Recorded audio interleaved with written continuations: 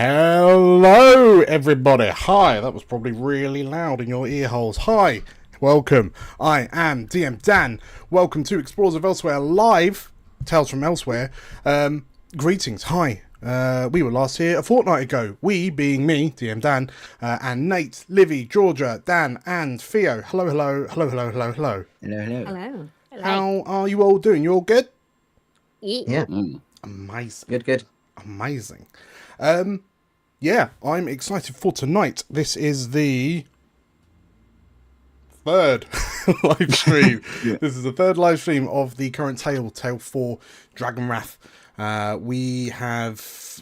It's been a bit of an adventure, a bit of a journey already for you all. Smooth sailing. Smooth sailing indeed. Yeah, you have... You've been summoned by an Archmagister elected within the capital city of Avamore to perform to accompany him on a mission to the volcanic wastelands of Merethesos. You dutifully followed, and you fought some dragon spawn, and then you found a temple to one of the betrayer gods, Naravid, the Doomsayer. You did a little spelunking, both through the temple and through time, it would seem. You were thrust into an arcane manifestation of a mana memory mana, something like that. Some choices were made in the past, and now you have emerged. You managed to kind of break free of the memory, return to the present, and wouldn't you know it, the wizard was a bad 'un. Who would have thunk that the wizard would turn out to be a baddie? But he has absconded with the magical artifact that he seemed very interested in, and he has left you stranded in a temple that appears to be precariously positioned over a lavery caldera, and everything is shaken. So, with that said, are there any other? There is a shout out. There is a little shout I want to do before we go into the intro, because one of us, it might not be me, is doing a live stream on Saturday. Actually, quite a few of us are actually part of the live stream. So Nate, why don't you tell us why we should tune back in on Saturday? Yeah, so on YouTube still, so if people don't know me and my partner Chris, we run a comic festival called Pride Comic Art Festival. We're not doing it this year, but we've decided to raise a bit of money for charity. We're going to do a 12-hour live stream, and it's going to be about comics and queerness and all sorts, but we've also got DM Dan and like a couple of others who you may recognize coming on and playing around the thirsty sword lesbians, which I'm really looking forward to, which should be really fun. Theo and Georgia will also be joining me for some drawing Doctor Who monsters, and people may turn up again throughout the day. So yeah, go on to PrideCaf CAF on Instagram and on Blue Sky. The schedule's all there, where to go, where to donate, and we're donating all of our funds to AKT, which is a homelessness charity dedicated for LGBTQ young people, and that's a nationwide charity. So we're really excited. It's the first time we've done it. We're going to see how it goes. It's going to be a blast. It's going to be a blast. Cool. Yeah, so I'll drop some details of that in the description during the break. But yeah, it's gonna be a good time for all. Speaking of good times for all, shall we crack on? Let's do it. All across the unknown world, rediscovery pushes ever onwards to find the lands and people lost. All thanks to our brave explorers. Hi, I'm Dan, and I'm playing Vanya, the Wolfkin Warrior. Hey, I'm Livy. I'm going to be playing Rayri, the Sprite Ranger. Hi, my name's Theo, and I'm playing Cal, the Sangvar Guardian. I'm Georgia, and I will be playing Alfric Stormhawk, a Dragon Scent Bard. Hi, I'm Nate, and I'm playing Azakar, a Majani Seraph. And my name is DM Dan, the GM in these adventures. The further we go, the more we learn of these magical tales from elsewhere.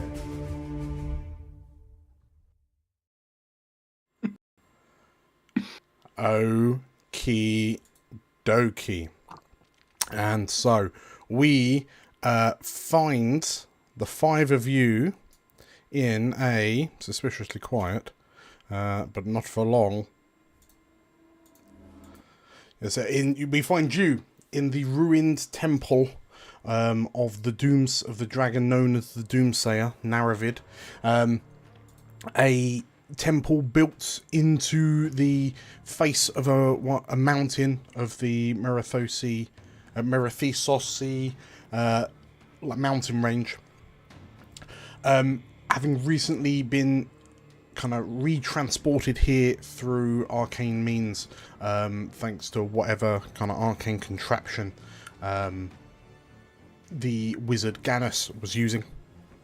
The smell of the sulphurous stench coming from the magma below mixes with that kind of sharp, acrid, kind of zingy taste of almost ozone, as the motes of Gannis's teleportation spell sort of like disperse through the air around you, but somewhat worryingly, the whole temple appears to be shaking, and it is growing more and more violent by the moment.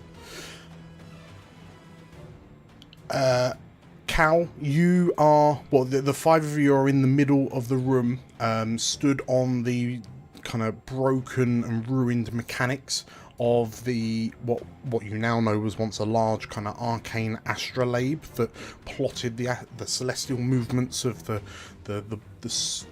celestial bodies of the elsewhere setting. And now that you've returned, Cal, you have just kind of leapt forward to grab Alfric, who's rematerialized, not entirely on solid ground, but as you've caught the dragon scent and pulled him towards you. Azakar and Vanya, you're looking off to the northeast, to the spot that where Gannis once was. Let's do a little check-in. Flash in the pan, what's Azakar's reaction and temperament in this exact moment? What's he feeling? He is fuming. Absolutely fuming. Okay. Yeah. Absolutely fuming. Rayri, where's Rayri's head at as this, like, how does the concept of being in a potentially active volcano make you feel right now? Oh, yeah, it's a bit scary. But, we did a good job. We got out, we turned back time, and now we're back. So and everything was great. Everything was great. We did exactly what we'd planned. So I think maybe it's just like, oh, here we go again. Having just been caught and pulled to safety, pulled from the grips of a very toasty bath, how's Alfric feeling? Oh, just blind panic. Just panic from the word go. Panic all the way through that crazy dream sequence, and now more panic on top of that. He's having a wonderful time. Okay. Cal, where's Cal's head at? He's in a similar place to Azakar. He is absolutely furious and just still processing fury. Mm-hmm. Like him reaching for Alfred was like a kind of automatic motion. Didn't even think about it because all his brain was just burning with emotions. He's so angry. Okay, because certainly without the wizard was your ticket home. So as you realise you're stranded. Vanya, lastly, what's going through Vanya's head? First of all, the very first thing that happens is he just punches the ground just to let out that initial frustration of fury of being betrayed, mm-hmm. and seeing this unfold. But after unleashing that frustration, his animal instincts kick in, and it's like, we're stranded. We need to go. We need to find somewhere safe. And he's smelling the ozone smells, and he's smelling the lava and the bubbling, and he's hearing these sounds. He's like, we need to go. We need to go now. Well, as you like as you're crouched down with your fists still sort of like flat with the ground, like as your head whips up to look to sort of like where the escape is, and like from what you've gathered, the only route of escape is immediately behind you from basically the way you came. You hear like a deep rumbling, like you hear a deep rumbling, but more importantly you feel it under your knuckles. And as you glance down, you realize that the ground beneath you is beginning to crack.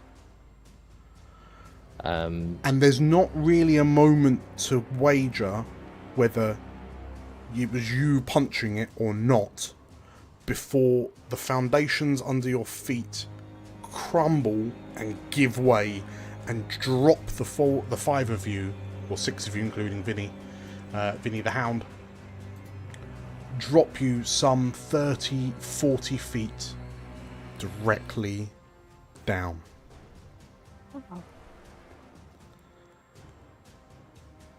And as you land, like the first things you feel are the searing heat of what you imagine is proximity to magma. And like Alfric, as you sort of like roll over and put a hand down, you like your hand, the palm of your hand, your soft violin playing hand is singed by the sheer heat of what appears to be a magma crust that you have landed on. And as the five of you stand up and peer around, you find yourself in what appears to be a small magma, well, a relatively large magma pocket. And looking up, you can see that like at the edges of this small cavern, the magma kind of, well, the walls slope back up to encompass the hole in what is effectively the ceiling, where the temple was. But as you look around, who's got a presence of at least +1? Me. Yep. Okay. Sorry, not presence. I meant instinct. That's what I meant. Instinct, yep. I'm a charming. Yes. I don't know what that helps in this point of view, but no, Okay. I'm also got a +2 instinct. Okay. Yep. So in which case, yeah, Cal and Alfric, as you kind of help each other up, Azakar, Vanier, and Rayri, like you pick yourselves up and wonder how you're going to get out of this situation when you feel another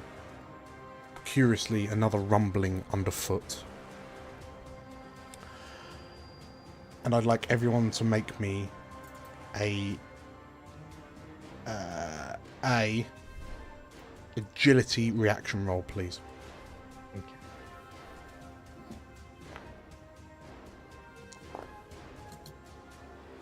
Just double checking.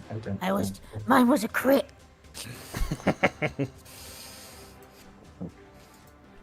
Do that.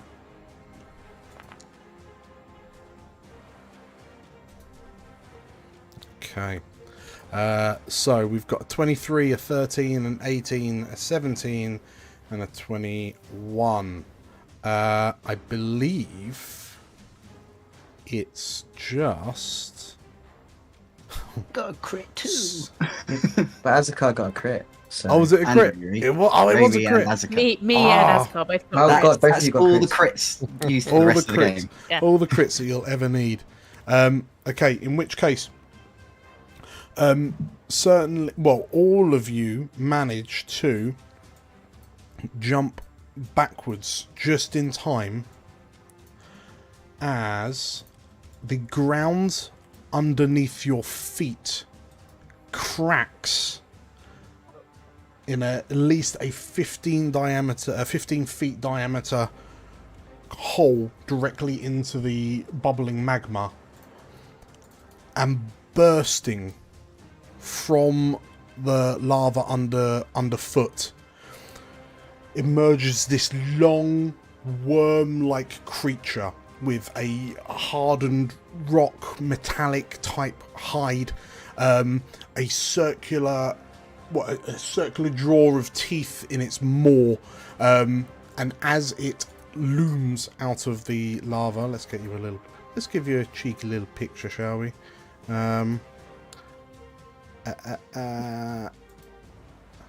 He can go away. As Oh, He can go back. Cute. as this large kind of lava worm bursts out of the ground, who's got a intellect of at least +1? I believe it's just Alfric. I think that's me. Okay. We're all stupid. You're all stupid. Maybe I will give this to Vanya as well, given that you are a monster culinarian. But I've eaten one of these before. you reckon? Well, Vanya, you know, perhaps from experience, Alfric, you know from book reading, that this creature is a Skullmaga, which is a lava. It's a creature that primarily lives in magma and hunts via vibration. But as it bursts out of the ground, and it lets out a noise at you, spewing flecks of burning rock from its maw, I think we'll jump into initiative. It did not surprise you, so who wants to go first?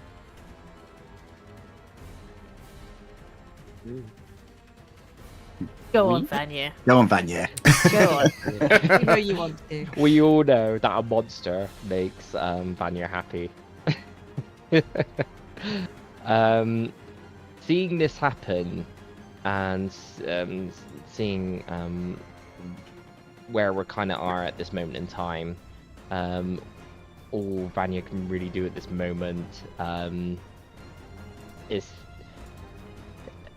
so my gauntlets produce like a wind/ice type magic. So flavorfully, I'm planning as I'm trying to punch this creature, I'm trying to hopefully slow it down a little bit or cool it down. Because I don't think I think that's just going to be my best bet. So yeah, Vanya, like, gleaming with a bit of excitement and from all the adrenaline of everything that's happening, is like, you'll be my punching bag then, and just goes in for a lunge. Okay.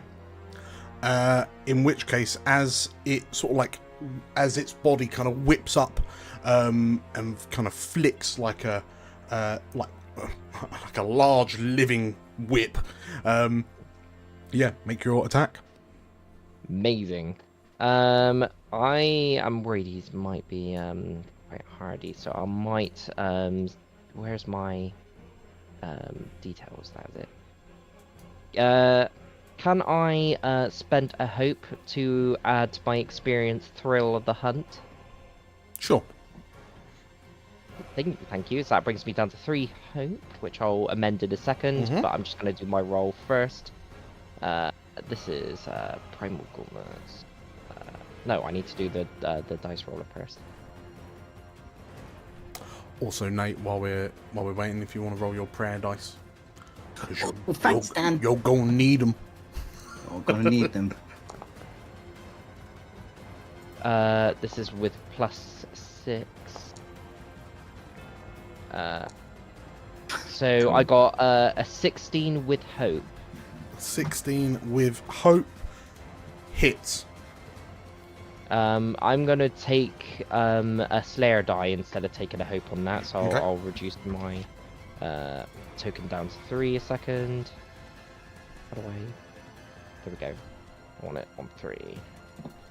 Right, here we go. So I'm gonna do my damage. I'm gonna also spend a Slayer die to add an extra D6 on top of this attack. Also, do I have my feature that I can do? Yes, I do. So I'm gonna spend as part of my me attacking. I'm gonna add +1 to my proficiency as I focus down on this enemy in front of us. Okay. So I've essentially got 3 proficiency right now. So this is gonna be. I'm gonna do this on the dice roller because there's a couple various die. So 3d10 plus 1d6 plus 3. Nice. 24 points of magic damage. As Vanier comes up to near the base of this creature, hoping that some of the cold magic might part free some of the magma as he punches this thing in the gullet, no, in the stomach area. Ooh, okay. 24 damage is severe damage. So yeah, as your blow connects, the force of the primal nature of the Arctic winds that emanate from your gauntlets, there's a huge kind of blast of steam as you hit the superheated body of this creature, but it cools one of the plates cools one of the plates on its body enough that it then cracks as the heat underneath kind of radiates back through it, and the sudden brittleness causes it to crack and break away, and the Stolmarga kind of recoils away from you as it kind of leans in and you crack it around the side. With that, worrying about what this creature could do to more squishier types, just as part of my movement, I will just jump towards Alfric to try and be a bit more of a shield. Okay. I will say, as you go to move, you notice that the ground underfoot seems significantly less stable than it was a moment ago, and you wonder if the crack in the ground might spread, the hole in the crust might expand. In that case, if I know that and I can feel us breaking down, I say In that case, screw Alfric. I'm going backwards. Everyone stand back. As I will. I can't drag Alfred out of the way, so because I've already done my action, I will just step back one. Okay. And that'll be the end of my turn. Okay. Anything else? Nope, that is it. That's your turn. Okay. In which case, I'm going to... I want to go. I'm going to spend a fear. Drop myself to 2. The Skullmarga will activate, and as you you've just connected with its side and its head's whipped sideways, it kind of lets out that warbling, reverberating, ringing shriek, and then as it turns back to you, you see the teeth that line the inside of its jaws, or the inside of its mouth. They begin to rotate like rock grinders as it launches itself at you, Vanier. I moved as well, so I was assuming that would make some noise to the creature, or vibrations for the creature. Quite possibly. That is a...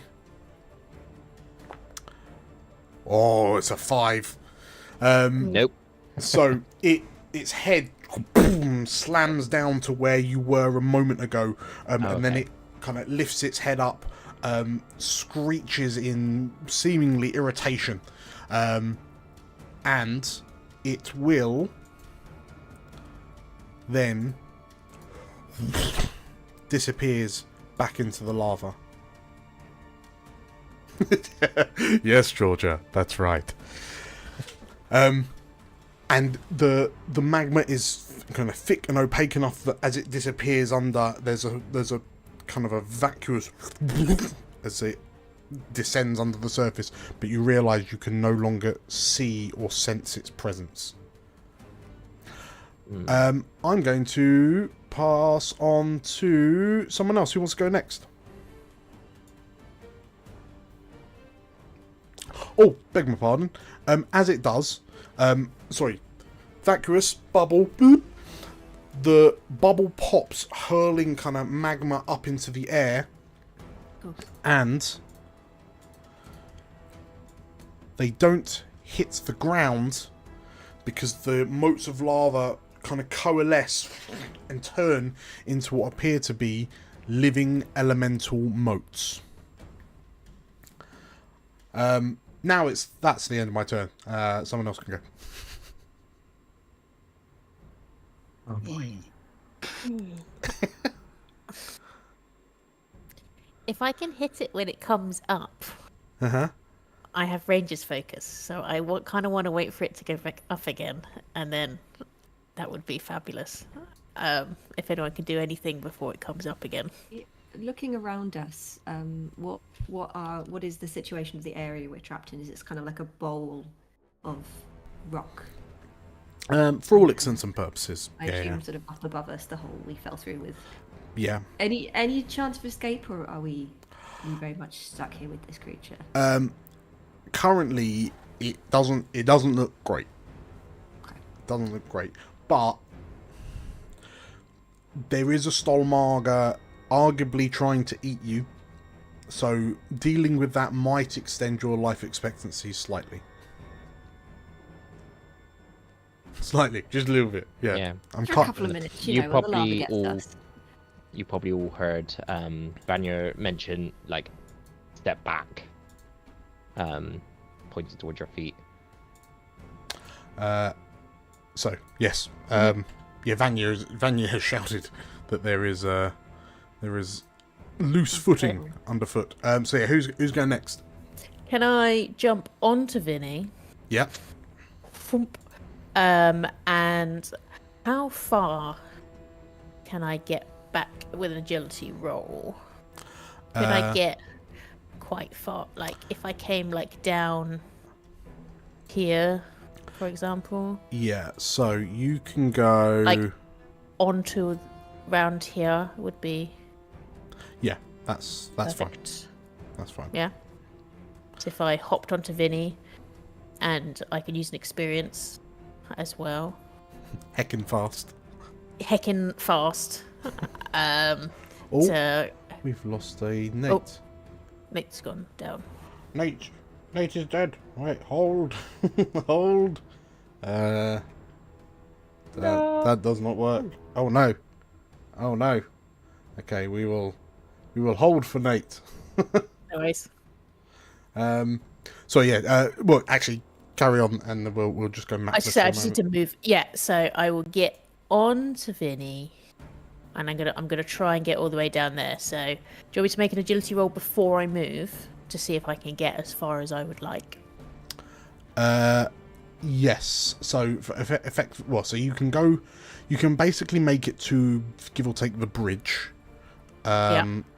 Normally, and then agility will let you then go all the way. All the way. Yeah, I would like to go all the way, please. Yeah. So if I do normal, and then I'll add on a 12, 13, 14 with experience. Will that get me 14. with Yes. hope? Yes, it will. So if you move yourself along and remember to update your hope when you get a chance. Well, I just spent a hope to do an experience, so True. Down and up. It's all good. Fabulous. As I run across, do I feel like anything rumbling beneath my feet, perchance? Or does it feel like the ground is sinking, giving away, or is it still? I mean, worryingly, like the whole arena is almost kind of vibrating because the lava is being churned up by the. You know that the Skullmarga is swimming underneath you somewhere, sensing for your vibrations, but it's difficult. It's all but impossible to pass where it is because everything's still shaking somewhat. No problem. As I can't hit it, I will fire an arrow at, because I'm in far range now, at one of the little magma boys. Yep. So Riri, on her trusted mount, fires her... Is an agility weapon? Yes. bow, she gets a 10. A 10. You fire the arrow, and the sheer heat of everything around you, like the arrow ignites and just sort of like the head comes away from the shaft and it just falls to bits before it reaches the elemental moat. Bums, Uh, says Riri. who's going next? Who's going after Riri? Start moving.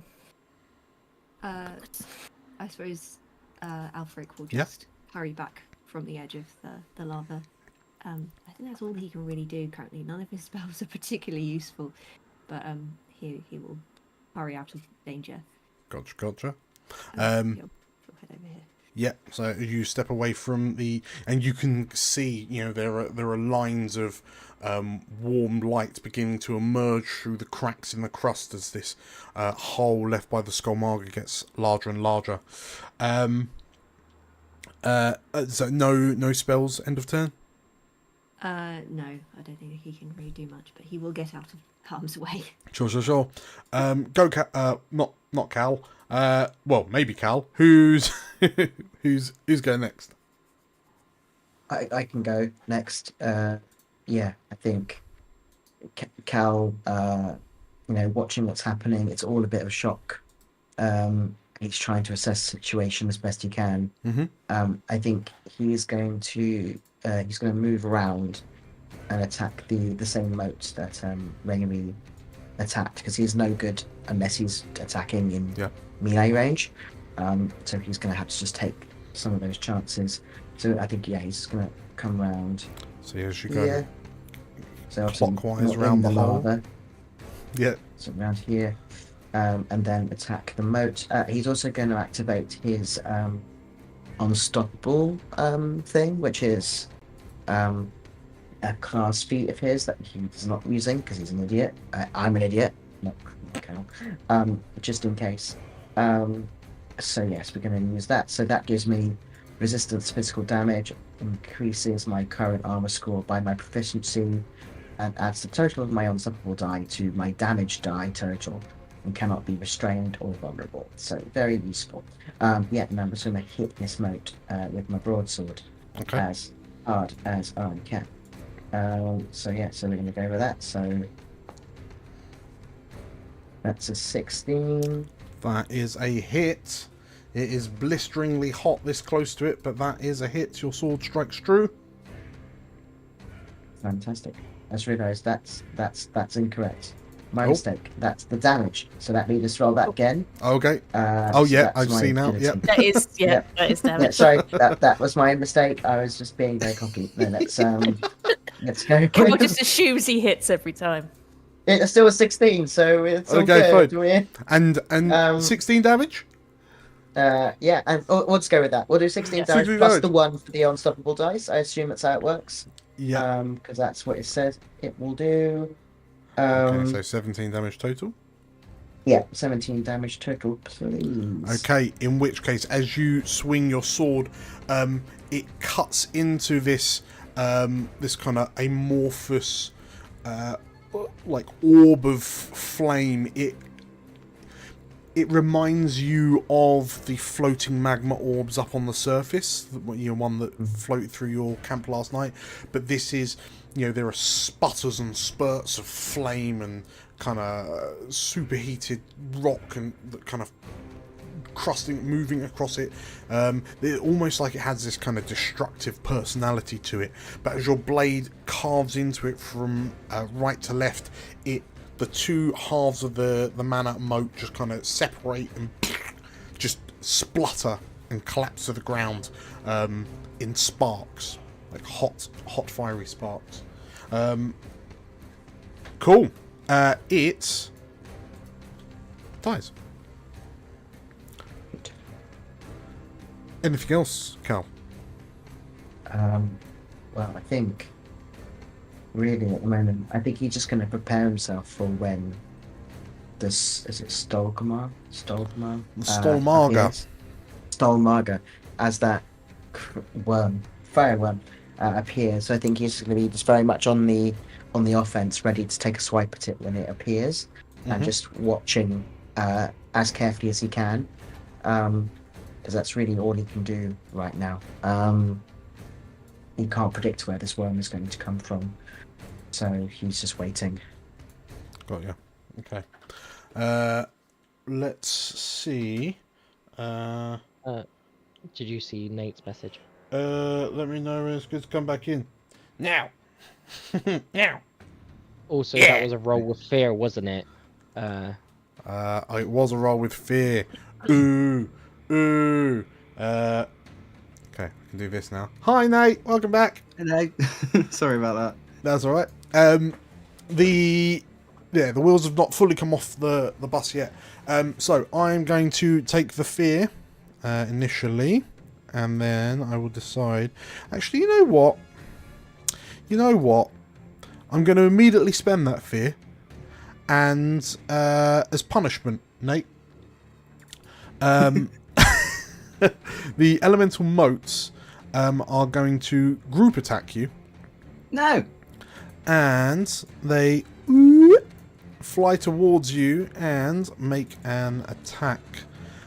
They assail you with little bursts of flame. Make one shared attack roll. What's a 13 looking like? Is that against my evasion? Because that Yes. is going to hit. Yeah. Okay. So in which case you do, they deal 14 magical damage to you in total. I am going to spend an armor slot, and I will put that down to a minor damage. Okay. In which case that's their turn over. We've got it's just Azakar left. I take it someone's already blown up one of the little elementals then. Mm-hmm. Cal did a choppy. Let me see. Let me see if there's something. Have I got anything that strikes? Yes, I do.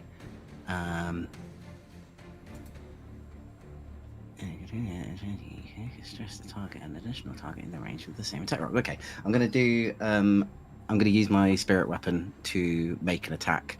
To let it fly from my hand to make an attack on one of the elementals. Okay. And I can also mark a stress to target an additional in range. Okay.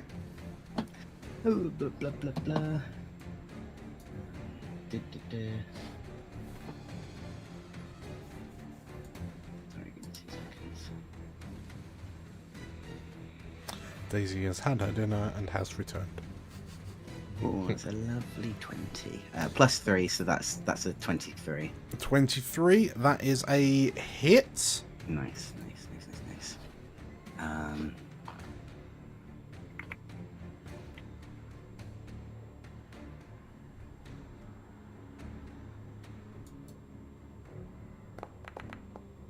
That is a 6 plus 1, so that's 7 magical damage, and I will mark a stress to also attack the same. So my blade is gonna like swing out of my hand, go for and basically sort of like do like a boomerang spin around you. Yeah.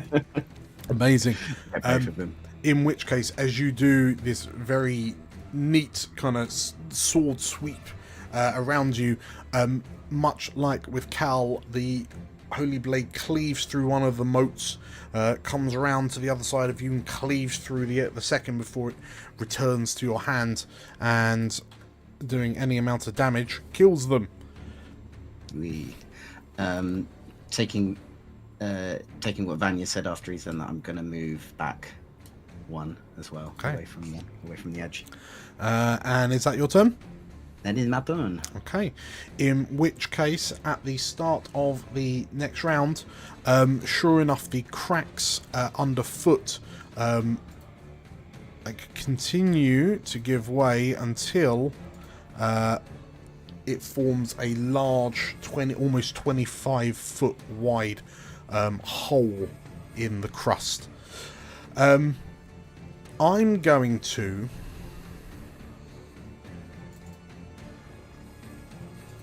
I'm going to spend a fear right now. I'm going to drop myself to 1. And I'm going to...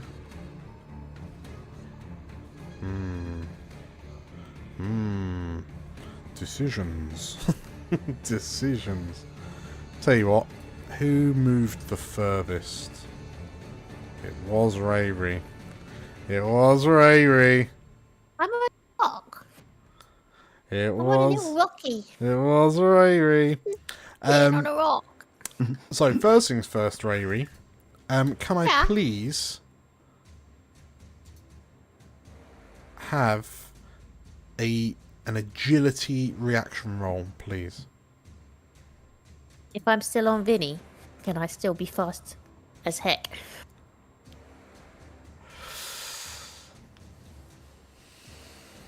If you want to spend the hope, yes. I'm also a hide and seek champion. So, you know.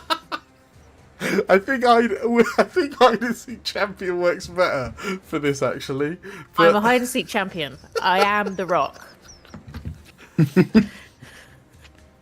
But yes, please make me you can use the experience if you want to spend the hope. I will spend the hope. That's a 26. Okay. I just into the rock. You don't even know that I'm there anymore. In which case, as another whole, like the ground beneath you erupts as this Skolmarga like bursts from the magma, like heading straight up. You avoid like the bits where it has emerged, so you're not flung. But as it does emerge, it will. So it reappears. Hello. Hello. As it reemerges from the lava, it then, like, as you're still somewhat off balance, it then launches at you for 19 to hit. Ooh, yeah, that hit.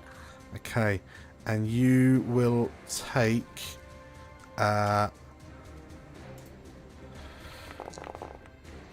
no thank you. 21 damage. That's a lot of damage. That's 11 physical and 10 fire for what it's worth.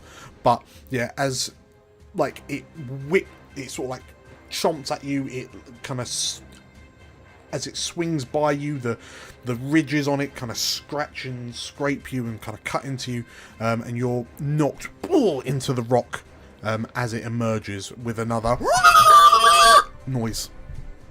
I'm going to spend an armor slot, take that down to major damage, but I still take 2 Okay. hit points. So that is its turn. Who wants to go first? I just got further enough away so I could be in range. Out of range. So I could... Bloody hell. I feel like, honestly, if Cal heard Rayri, like, it obviously... They've all like stepped back, expecting this monster to appear kind of in front of them, to then just hear, like from afar, probably Rayri cry out and then the monster cry out. I feel like, I don't know about the others, but I think Cal will be running. Okay. Over there. I don't know if Vanya also wants to join in, and we can do something tag teamy. Tag team.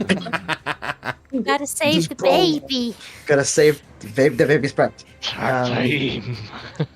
Yeah, because you've got your like cold thing going on.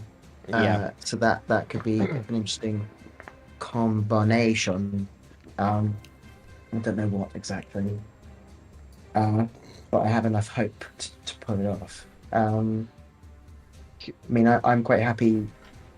I got an interesting idea, but it depends if the DM will let the idea happen. Okay. I mean, you punched you punched an enemy into a magma ball last time, so it's more of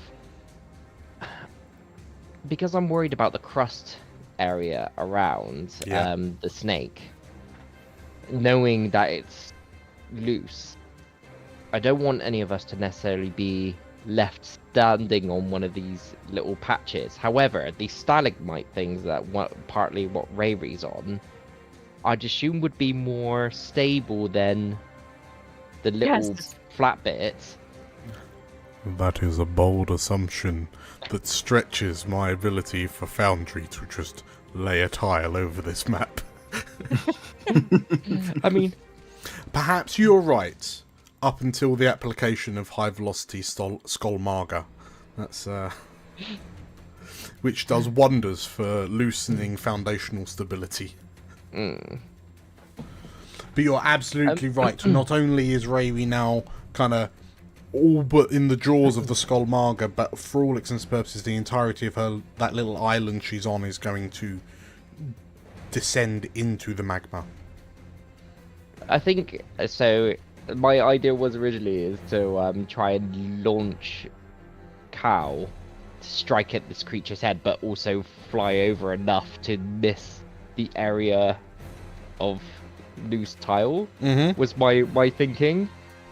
Because otherwise, one of us is going to be, or both of us could potentially be on there. He'll go down, and we'll just go. I still have my one good spell. Levitate, go. Levitate. I still have the one spell that is good in my arsenal. Genuinely, my brain has just gone to Cal, like rodeo in this one currently. He's that annoyed. So. But can you ride a levitating worm? Yes. Do you levitate onto the worm? Oh, yeah. I like that. Yes. I don't know if I can move you levitating. That's the problem. I don't know if I can. No, it's fine. You just want this worm out. Yeah, but if you just pulled the worm out of the lava, then the lava's out of the worm. That's really, you know what I mean? It's useful. You can take the worm out the lava, but you can't take the lava out of the worm. Yeah. Let me just check for any restrictions. I think it's actually worded quite. It's very loosely. And move a target you see into the air within close range of where it currently is. So I can lift and move this doggy. Please move it closer to us lot so we can bat it. Bat it like a piñata. I'm not entirely sure if the rulebook allows for a triple tag team, but I will allow it. This will the official rules aren't out yet. Let's go. Right. We've got until like March time. So this will be it'll be Alfric and Vanier that need to pay the 3 hope each. To join in on the tag team. Yes. I'm paying it. Yes. I'll ship it.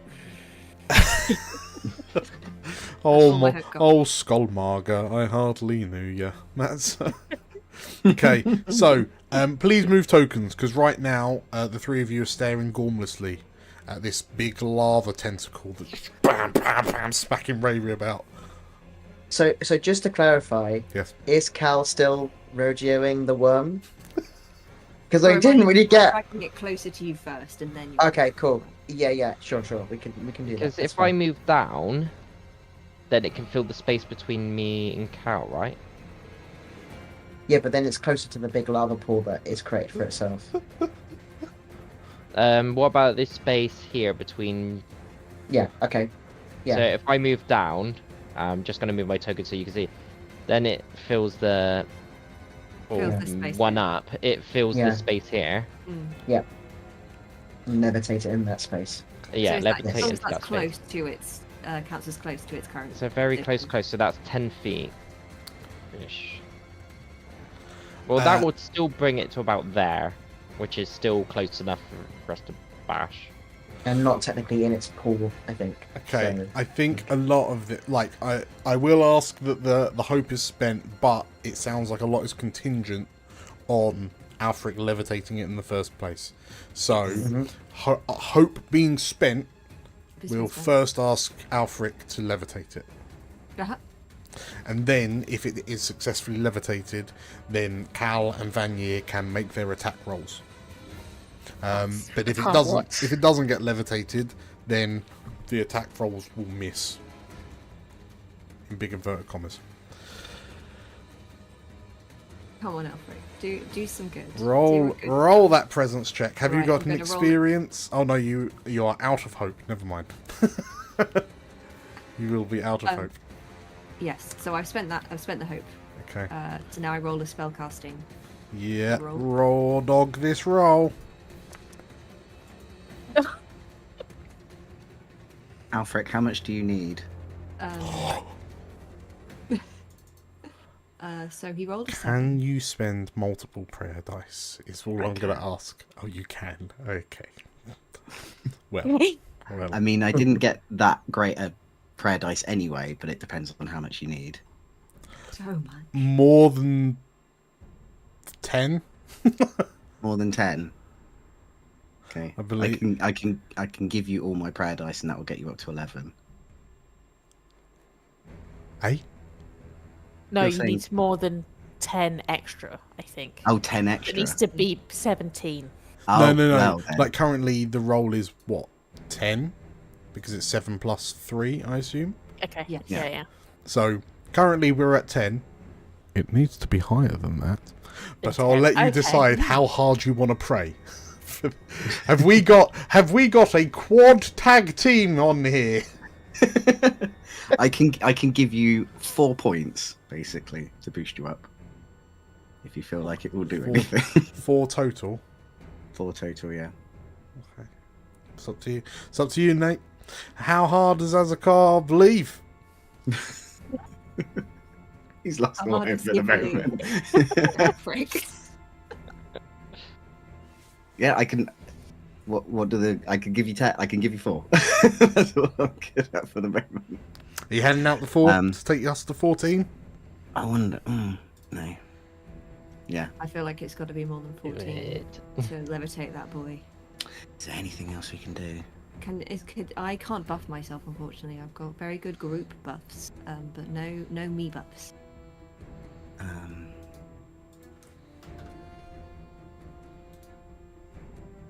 No, there's nothing else I can do, I'm afraid. I can only give you the 4. Do you think it'll be enough? We'll find out. Go on then. Have the Have a 4 prayer go. dice. Bump it up to. So it's 13. Yeah. Okay. Bump it up to. And then I'm going to cast 17. Recant on myself. So I forget the last 3 minutes. Okay. Skullmarga bursts through the crust of the ground, knocking Rayri back into the rocks as she like bounces off it. It grinds its body against her, and you hear Rayri scream out. Cal and Vanier, as you look to... Well, there is a momentary glance between the two of you as you both break into a sprint towards Rayri and the Skullmarga. And Alfric, seeing that... Well, having an idea of what needs to be done, as you pull your violin out and begin playing the song... The same song that you used to save Azakar to bring the fight in the tavern in Isle Ridge to a relatively quick close. As you play that, the Skullmarga seemingly slows as if it's being affected by some sort of external force. And then it thrashes and it lowers back into the magma. You needed a 15. Oh. So yeah, Azakar, even as you will Alfric on, the creature is just slightly too large, and the spell fails to take hold, and it falls back into the lava. Cal, so this is still officially your turn. You can move, but your attack, for all intents and purposes, is well. Does that take my 3 hope as well? Correct. Yeah. You could move in and chop at it, but then you'd be in the danger zone. Danger zone. But then the Stormmarga could still attack Rayleigh again, and Correct. I'm not very concerned about this. It's not in character for Cal to not hit it, so he is gonna, in a rage, rush over anyway.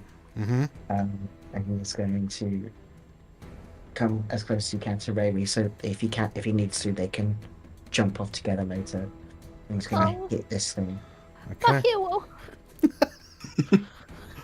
Okay. Roll Cool. to. So yeah, the thing is thrashing as it kind of resists Alfric's levitation, but as you come in with your short broadsword and spell eater. Yeah, okay.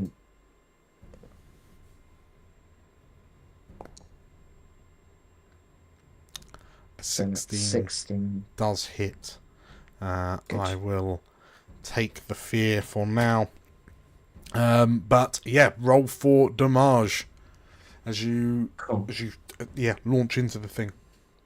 Yep, I'll do dual build for this one, and then because of my unstoppable have hit it, it's now +2 on top. So that's great, isn't it? It's 11 damage. 11 Let's go. Damage is major damage. It takes 2 hit points. Actually, can I scratch that? I'm so sorry. Can I mark a stress instead and take the maximum value of my damage dice, please? Zip. So maximum damage, which would be so 2d8, 16 plus 8, all in total with your unstoppable. So 26 damage. Yes, please. Yep, mark the stress. Mark the stress, yep. That is severe damage, and it takes 3 hit points.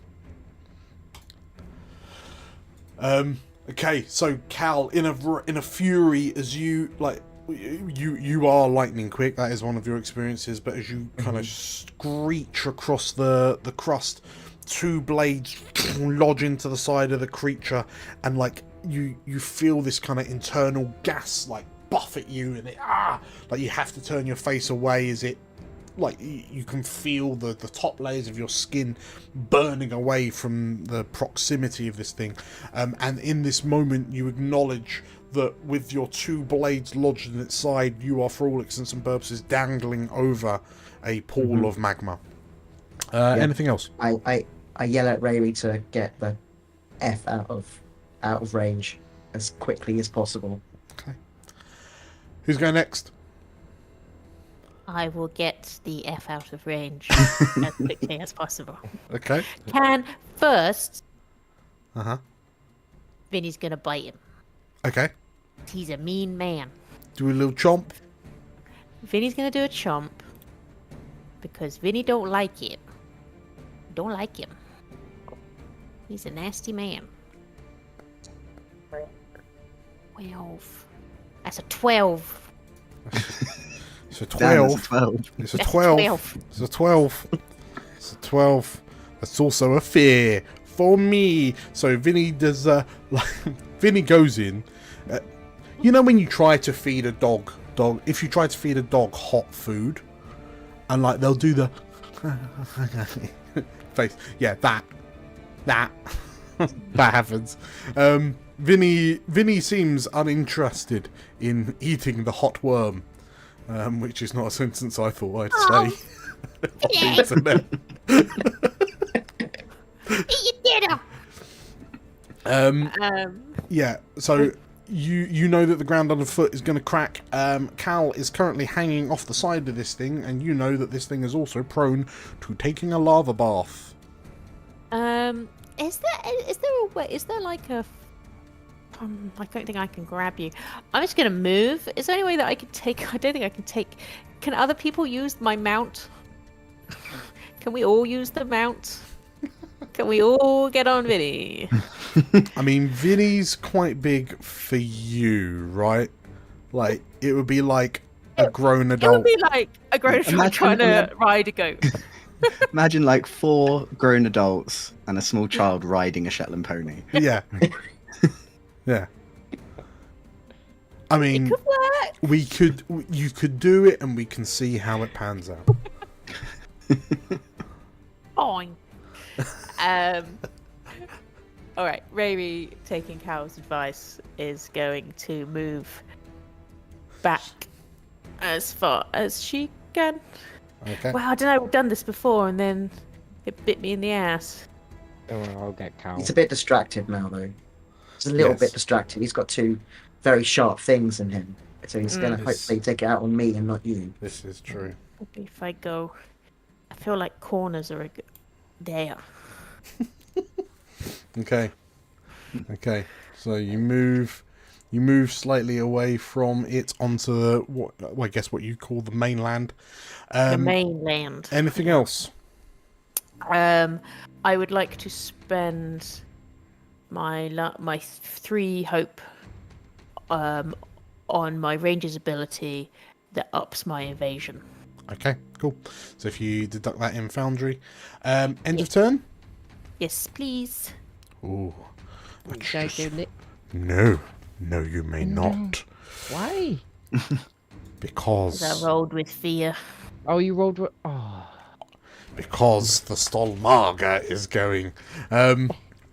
So first Bring it on, things baby. first. Bring it on. It's going to as the Stolmarga kind of recoils from the attack, Cal, it kind of almost folds itself in two to kind of crush you between the stony plates that form its protective layer.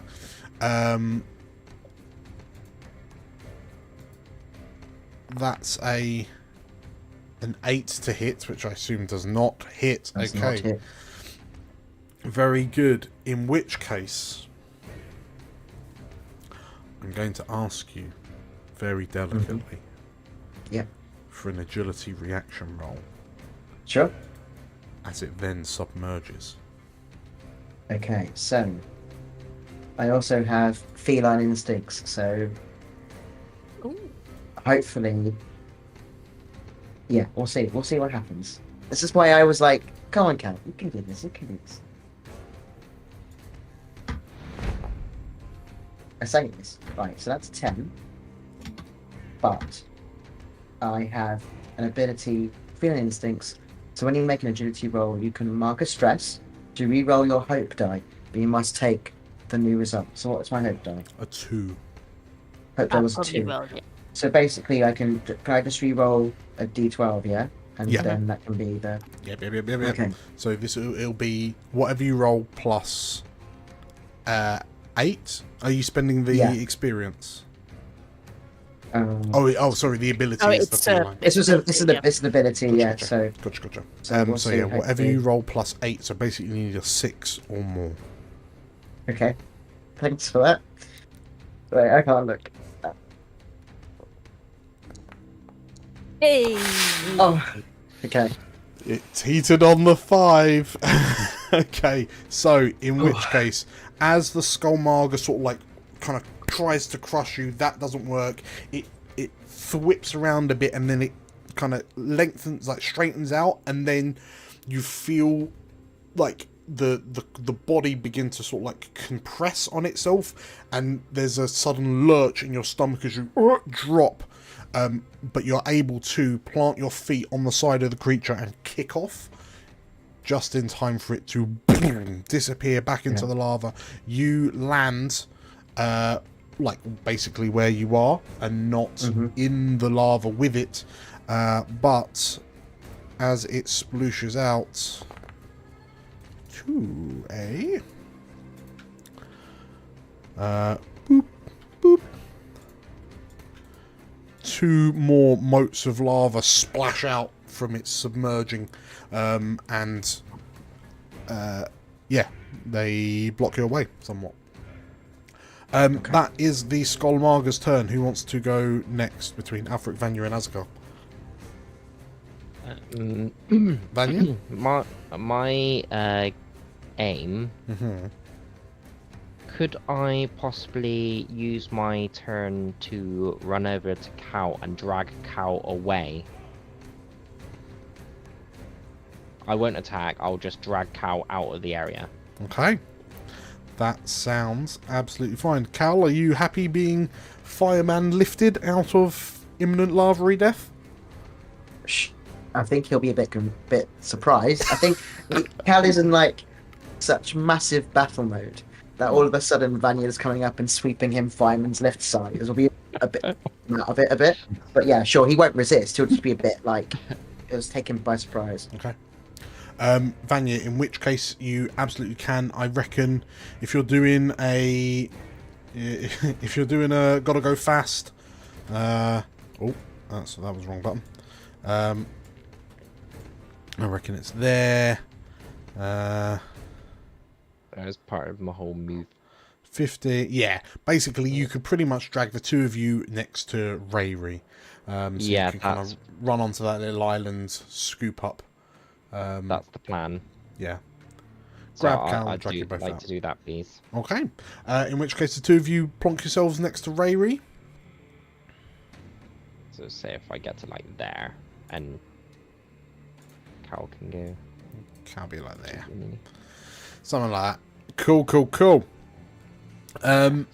Wonderful. So, anything else, Vanya, or is that? So yeah, in this moment, it would be like as the snake comes down, he sees Cal like fall onto this like very loose-looking bit of molten. Vanya just darts off.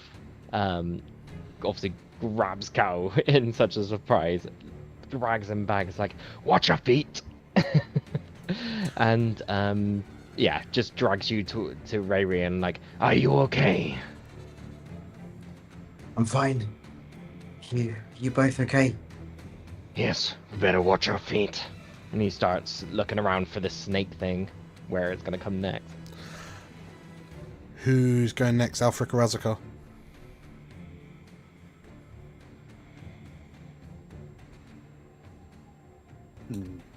We've already pretty much known that the only way to sort of get out of here is up, isn't it? Correct. And Alfric, if we all got on Vinny, and then Alfric levitated all of us. Just saying. Turns out Vinny's had opposable thumbs all this time, so he can just grab you with his human hand paws and then hold Rayri in his teeth, and then you can just... I think I'll stay in the lava. Is it better if they're more human-like rather than dog-like? No. Like if they are just human hands on the bottom of dog legs, does that make it better?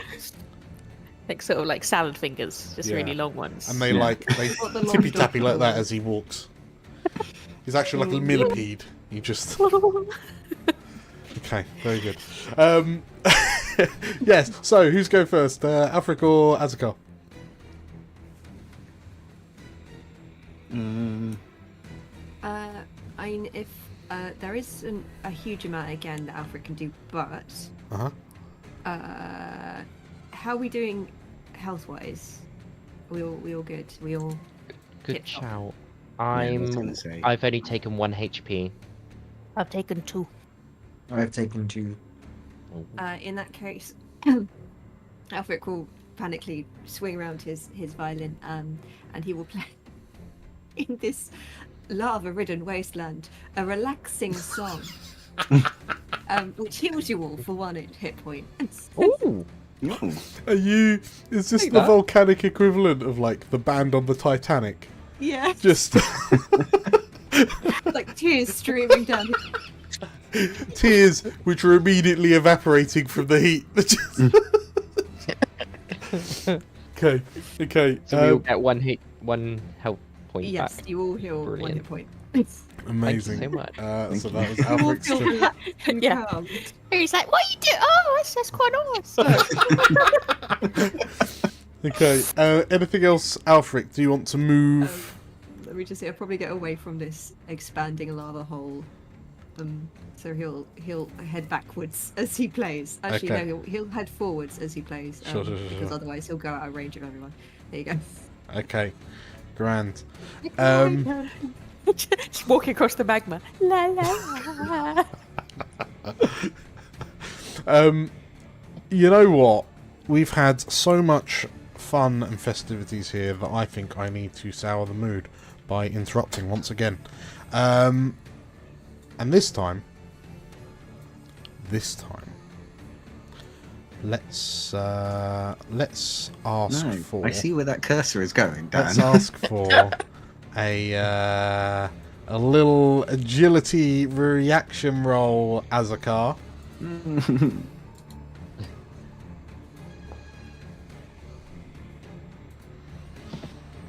Okay. Perhaps distracted by the beautiful song playing, as the Skullmarga bursts from the crust a third time even, you've rolled an 11. Unfortunately, as it breaches, you are firstly, you are knocked up in, so effectively the ground right underneath your feet is what erupts up, and you're launched up into the air as a car.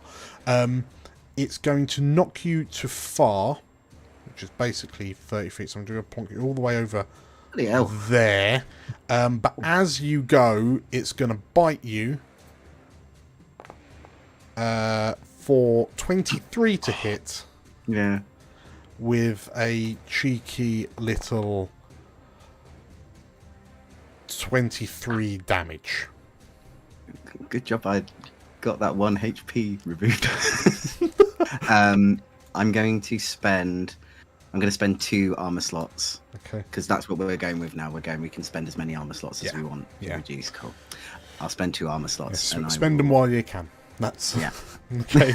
So yeah, it bursts up and it lets out that kind of vibrating as it launches you, and like you feel one of your legs kind of get ground up by the teeth before you're hurled away. And I think that's its. Yeah, so that's its turn, and who wants it? It's Azakar next. So I'm gonna go next. You land on the other side of the cavern to everyone else. The Skullmarga between you and your companions. What do you do? I'm going to move up a little bit, just a little bit closer. Yeah. Away from sort of like that from there. Uh-huh. I'm going to use bolt beacon against him, or her, not just them. I'm going to spend a hope to use keen sight as well, from my experience. Okay.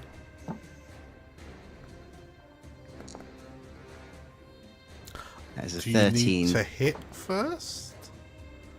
Oh well, that was bolt beacon. Sorry, that was from my. Sorry. That's all right. Well, we've got 13 damage, if nothing else. Nice. So that's a 17 plus 3, so that's a 20. As a hit. Nice. And then 13 damage. And 13 damage. Was that with a hope? Yes. With that, I've got no one in.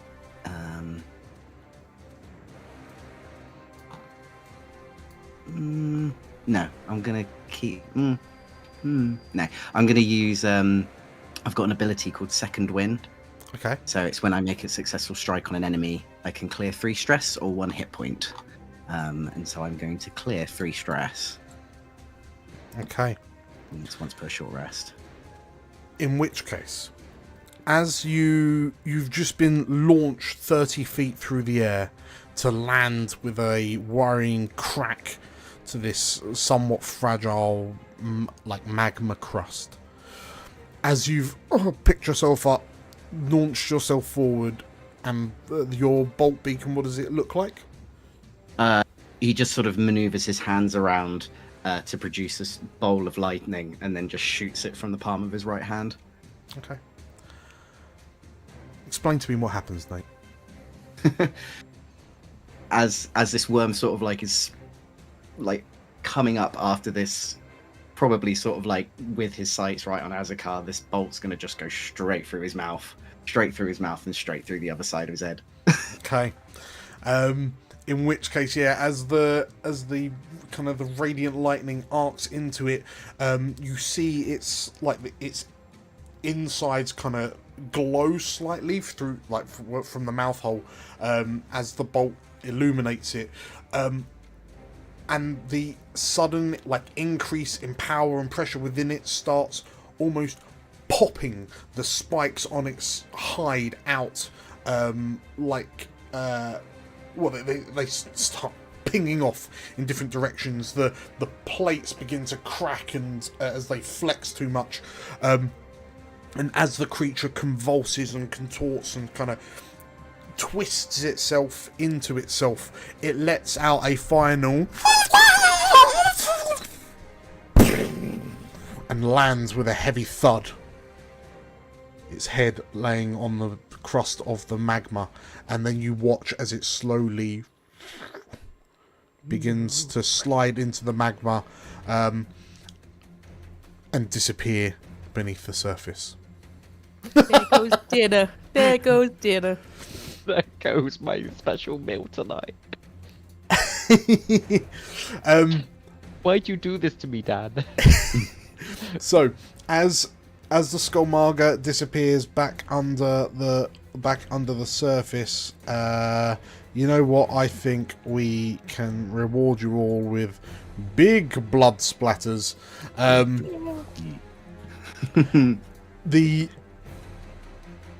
The cavern around, like as this thing kind of thrashes, like in its death throes, you can feel the cavern around you almost kind of picking up in intent, like the rumbling of the cavern you're in, and almost increasing with intensity with its death throes. And as it sort of like lands, you can see kind of large cracks emanating out from where it's finally laid to rest. And as the walls shake, up in the northwest corner of the in the southwest corner of the cavern, so pretty much where Cal, Vanier, Rayri and Alfric are, a large chunk of the temple overhead, like the floor kind of gives way and it collapses down into the cavern. Thankfully, like not fully submerging, but it is beginning to sink, but you realise that it's, for all intents and purposes, creating a ramp that you will be able to head up in order to escape. But Azakar, you are on the other side of the cavern. So, for all intents and purposes, in round 3, what's everyone doing as Azakar is on the... has a sprint for life ahead of him? Who wants to start round 3, and we'll just do it real quickly narratively? I want to go help Azakar. Yeah, I was gonna say I was gonna reach for a hand, but Yeah. yeah. Levitate? I can levitate. Can I send Vinny? Can he take one person on his back? I think he 'Cause can he can probably... I can take Azakar. If I threw Vinny over that, or get Vinny to run that way, I'm gonna send Vinny. I just said, Vinny, oh, get him! Okay. Dragging him by the leg. Is one of Vinny's actual experiences like heckin' fast? Is that actually one of his? Yeah, It is. heckin' fast. I will argue then. Fast as heck. Fast as heck. Okay. Vinny will And need he's to also roll. a trusted mount, so Sure. those are the two. Vinny will need to roll agility in order to get to Azakar and back, unless you want to spend a hope on fast as heck.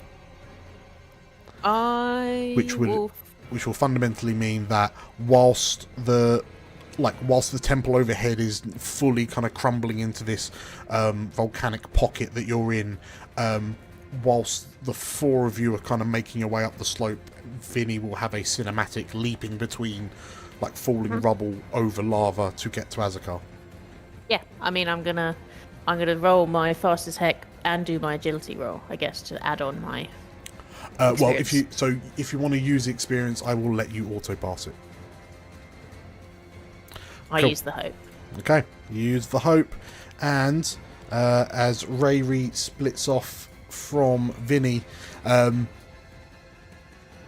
Azakar, you see this overly sized chihuahua bounding towards you, like large head flopping from side to side as it goes, and yeah, between your acrobatic skill and Vinny's speed, you're able to well, Nate, paint me a picture of how your escape on the back of Vinny looks. ridiculous, probably.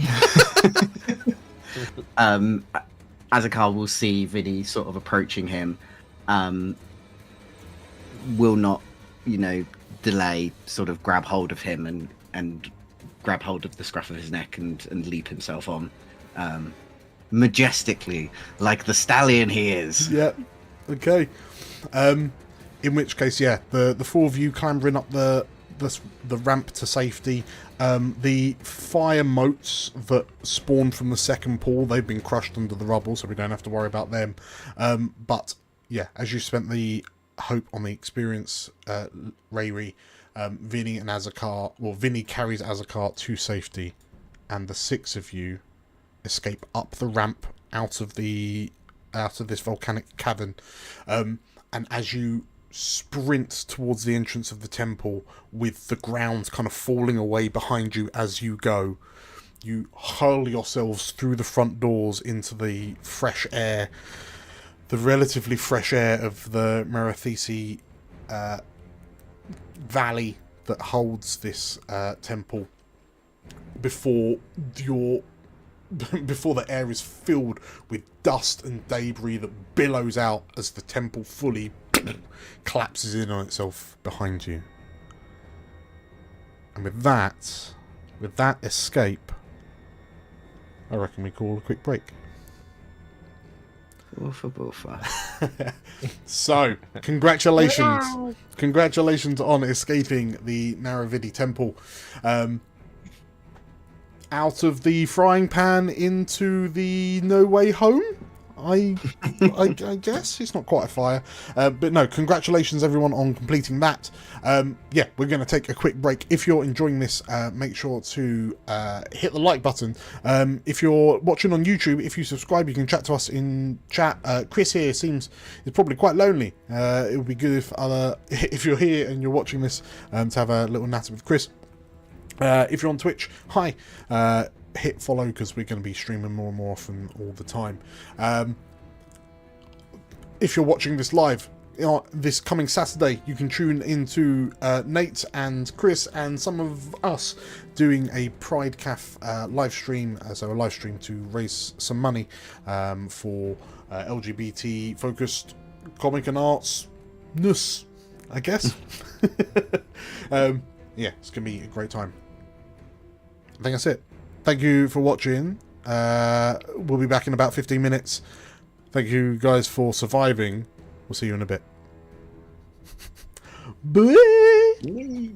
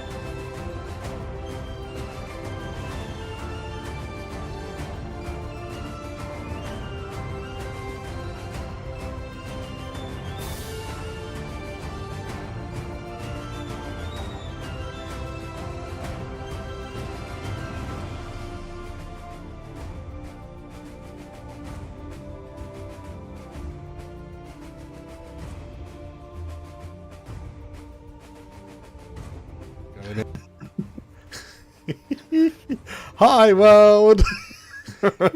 Hi. Welcome. World. I'm hearing myself. Hi. Hello. Welcome. World. Wait, okay, there we go. Calm. Hi world. Hi, I'm DM Dan. Welcome to Explorers of Elsewhere's Tales from Elsewhere. Hi. We've had an event-filled first half. It was so stressful that Dan here just had to leave. He's back now. He's back now, with some comfort food. No, we've had a very energetic first half, and hopefully we're going to carry on into the second half. Hello, Chris. Hello in the chat. We also had our first raid moments before we went on break. So thank you, Raldanash and Co, for coming in and saying hello. Much appreciated. First off, we've got Nate, Livy, Georgia, Dan, and Theo. Hello. Hello. You've successfully managed to escape from a crumbling lava-y temple after battling off a giant lava worm called a Skolmaga. Vanier is deeply upset that yet another creature covered in glorious raw materials has just been swallowed up by lava, but them's the breaks. The five explorers have barreled out of the collapsing temple back into the the plains of Merethesos, the volcanic wasteland that they find themselves in, and yeah, I reckon it's high time that we check in on them. How's that sound for everyone after a little intro video? Yeah. Okay. Go on then. Yeah. All across the unknown world, rediscovery pushes ever onwards to find the lands and people lost. All thanks to our brave explorers. Hi, I'm Dan, and I'm playing Vanya, the Wolfkin Warrior. Hey, I'm Livy. I'm going to be playing Rayri, the Sprite Ranger. Hi, my name's Theo, and I'm playing Cal, the Sangvar Guardian. I'm Georgia, and I will be playing Alfric Stormhall, a Dragon Scent Bard. Hi, I'm Nate, and I'm playing Azakar, a Majani Seraph. And my name is DM Dan, the GM in these adventures. The further we go, the more we learn of these magical tales from elsewhere.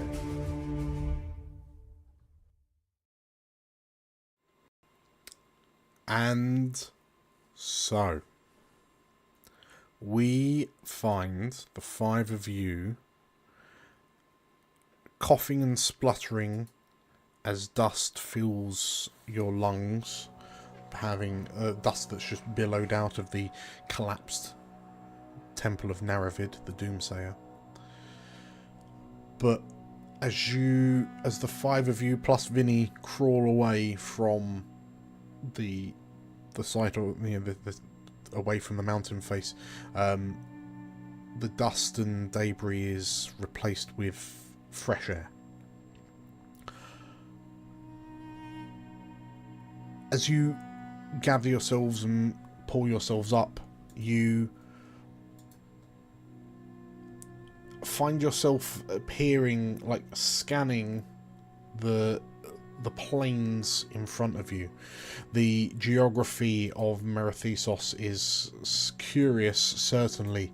You know that underfoot the terrain is comprised of the sort of like the overlapping slow kind of bulbous flow of magma flow, but the surface of this volcanic rock has been carpeted with this luscious orange moss-like growth. And as the five of you look left, look right, look to the horizon, and realise that it will be almost impossible to tell what way is home. Who breaks the silence? And how are they feeling about how things have just panned out? I think just like Riri just kind of gets up and she's just like completely covered in ash and debris because she's only wee, so she's just kind of like shakes herself off like a dog. Vinny shakes himself off like a dog. They're both just like and just sort of hands on hips, just kind of like, well, I don't really know what we do now. We got a plan? We are still alive, at least. I mean, that bloke went off with the stone, didn't he? So I don't really know what to do now. Just kind of It's not. Oh, sorry. That's all right. Just kind of looks. Just. Yeah. Vanier sniffs the air and looks around, trying to almost like move away from the initial frustration of the situation and go into survival mode. He's like, I've traveled my whole life on all sorts of terrain. The first thing we need to do is tend to our wounds. Eat, recover, find somewhere safe to hole up. Then we can figure this all out. And I start looking for, because we don't know the area. I'm looking for a good vantage point, somewhere high that maybe we can find somewhere to make camp and to regroup and to get some sort of sight on the overall terrain. Okay. So Vanier, I should probably make a note of this. So Vanier's looking for sort of like high ground, like vantage points to set up a bit of a home base. So you've got that, if nothing else, primarily. Mm-hmm. Okay. Great.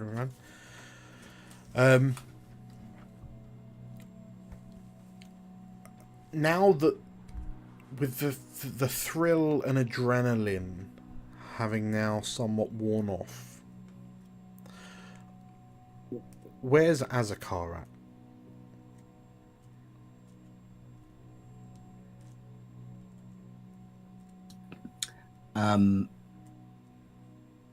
Sort of tending, sort of holding sort of like his leg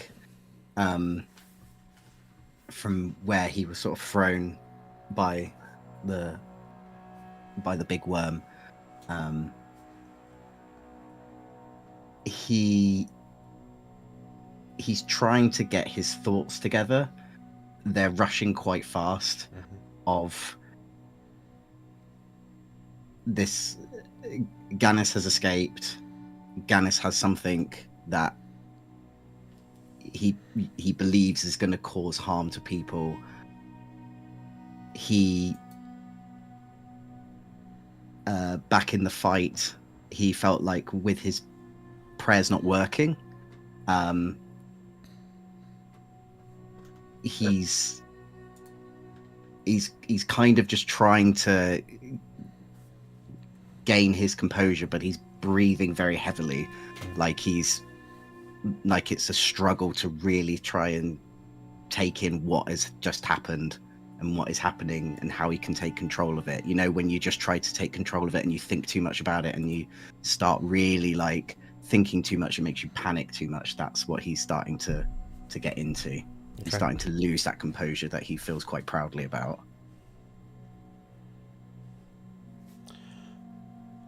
And how would you argue that you're attempting to keep that bottled, like keep that restraint?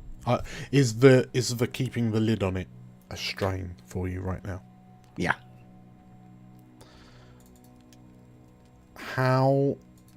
What is going on with Alfric.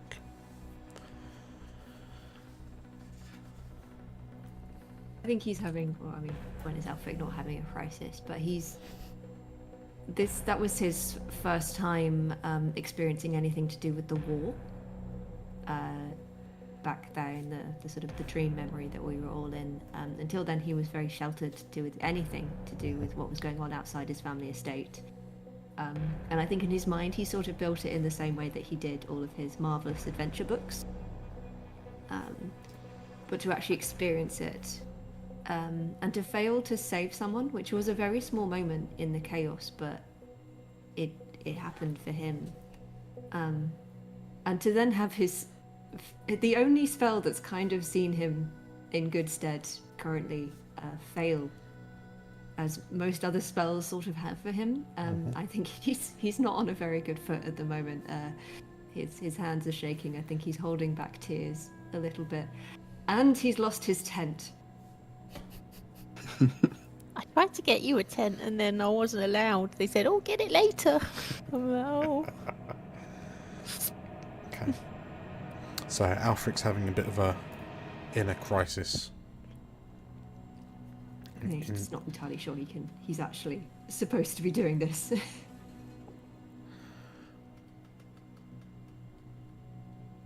How is Cal feeling? Cal is feeling... I wouldn't say he's quite the same level as Azakar, but if anything, he's feeling numb. Like, he is just feeling like all the emotion he initially had, all the anger, all that frustration has just dulled into like how he used to operate in the war, which is just in a very numb state. And he is just trying to work through his feelings and what needs to be done. And he's like, it's taking him a while because it's not a state he's been in a while. So like hearing Vanya talking about, finding shelter and figuring stuff out when we find somewhere safe is very much in keeping with his own feelings, because at least then he can maybe try and get out of this zone. But the moment, like if you look at Cal at the moment, he looks like he's in commander mode. He doesn't look like usual Cal. Usual Cal may crack a smile or seem a bit more like, for people who know him, which is this group, whilst he can be stern-faced, it's like a resting stern face. Everyone knows he can give you a smile or a pat on the back or whatever. He's usually chipper in his own way. But at the moment, there's a sense of he's not the Cal you usually know, which is why he's not really responding. He's just feeling very, very numb. I think as this is all kind of I think, you know how you feel as a kid when you're like, you can tell that your parents are angry and you don't really, like, I think Riri just feels all of that, where she's just like, everyone's upset, but I don't really know what to do. And I don't know if, like, what to say, and like they're the ones that are meant to be taking control of the situation, but they're not emotionally available at the moment. So I think she's just kind of her and Vinny are just kind of shuffling their feet, just kind of looking around, just trying to make themselves busy. Just like sees that like Vanya's gone to look for something, and she's just kind of like, oh, see if I can find anything, and just kind of wanders around just to see if she can find firewood or a tent or anything. I think seeing that, like, Vanya, for all terms and purposes, although he's not the most well versed with words, but he's got quite a good instinct and insight, and he's picking up on everyone's inner demons fighting with oneself, and he sees Rayri like, and I think Vanya would just put a hand on Rayri's shoulders, like, let's get through this first, eh? Why don't you help me find somewhere safe? You're good with the sort of thing I'm good at as well. Let's find somewhere. And he turns around to the rest of the group, is like, I know you're all feeling all sorts of pain right now, but we need to find somewhere safe first so that we can deal with our emotions and eat and sleep. Let us find somewhere first. We can do this. Azakar, how, with everything that's happened over the past 30 minutes, an hour tops, how does it land with you when Vanya tells you that we just need to keep checking when Vanya starts talking to you about emotions and what we should be doing and shouldn't be doing? How does that land with you? Azakar's gonna shoot him a glare. He's gonna rush up to him, and he's gonna grab him by his coat. Like obviously Vanya's a big guy. He's gonna try his best to sort of just like bring him to like his eyesight, and just kind of say, "You were supposed to watch him. It is your fault he's escaped. It's your fault. People are in danger now. It's your fault we're here." Take it easy. No. I get that you're pent up with anger. And I get where you're coming from. No, it is you. You are foolish. I think baby's just trying to like get in between them. Look, I am all for having a spar anytime, but I value you as a friend, as the rest of you are. I know we are all in a bit of shit right now, but this is not the time to lose our head. And you can feel the wind and icy gauntlets flare as Vanya is also keeping his anger in check. Rayri, is your like wedged between the two of them, trying to break them up? How's this landing with Cal? Seeing this kind of colleague insubordination, this friction between this so-called closer unit. Yeah, I think actually in a way it is kind of breaking that numbness a bit, because it's something he does understand. And he can also see, because he stepped away from it, so these two very strong individuals are butting heads, and then there's Rayri obviously trying to, it's like that's not that, he's not cool with that, so he will then come forward with quite an intimidating "stop this now" to kind of all three of you, basically not getting in between but close enough to try and at least snap people out of what's happening right now. Vanya, how are you taking being told to stop? Vanya knows, like, he can read body language well, and he can, like, I don't know how the best to put this, almost like a dog coming to heel.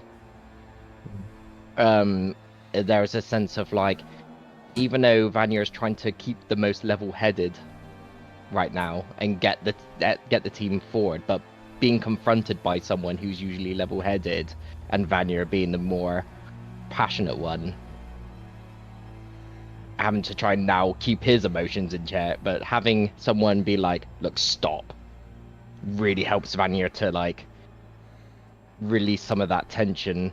Having someone else kind of just putting the pin on it, and Vanya would be like, agreed. Look, Azakar, we can sort this out later, but right now, everyone needs a safe space. Do you agree, Azakar? Azakar's still holding on to your coat. He's probably getting more angry how level-headed you're being and being commanded to stop as well by Cal. You can see his teeth are gnashing as he's still trying to sort of process what is the best thing to do. As he lets go of your coat and doesn't storm far away from the group, but sort of just storms away and sort of has his gaze away from you, just sort of looking out into the distance. Just probably quite angry and quite ashamed of himself as well. In which case, how does it feel to watch these people you idolize, Alfric, literally at each other's throats? I was just thinking that I think this is the first time he's ever seen any of you. I mean, no one here is human, but be people, rather than the storybook characters he's kind of made you all in his mind. And I think as you turn and storm away, you just hear from the back just this sort of half hysterical little laugh from Alfric. In the worst opportune moment.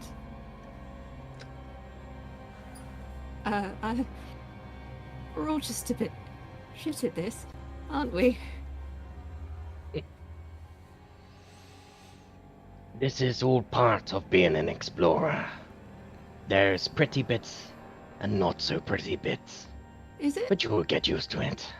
Is it? I mean, almost getting eaten by a lava thing and going back in time and. You're a stupid child! You stupid child! You should have stayed! Vanya turns around. Azakar, that's not fair to the kid. Thank you, music change. Oh. Oh. Rayri, how are you feeling about Azakar's outburst?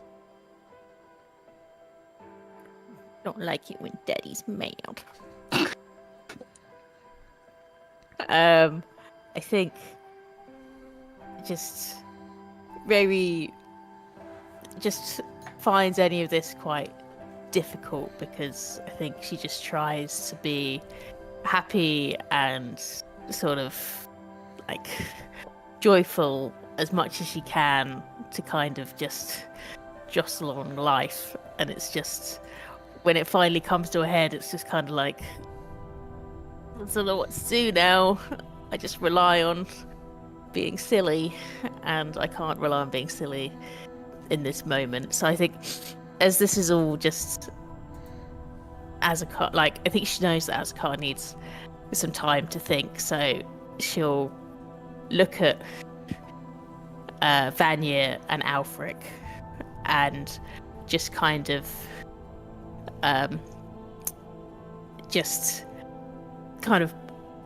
sort of jostle them towards her and be like, I think it'll be a good if maybe we should go and see if we can find somewhere to stay now, and maybe Cal and Azakar can stay here. she just kind of looks at Cal in the kind of you're the only hope to maybe bring something, do something at this point. You're the only other trusted adult here. So she's like, oh, maybe now's the time to go. It just kind of starts just kind of like toddling off towards the rock outlook, just kind of like trying to move them off. Vanya will take heed and try to usher Alfric and say, "It's okay, Alfric." And I turn back and look at Cal and Azakar is like, "I think we could all do with walking off our emotions. Let's go." And I try to like almost like try and be like a comforting hand in, but I think even Alfred could feel this slight whinge of like adrenaline in his hand whilst he's trying to be comforting.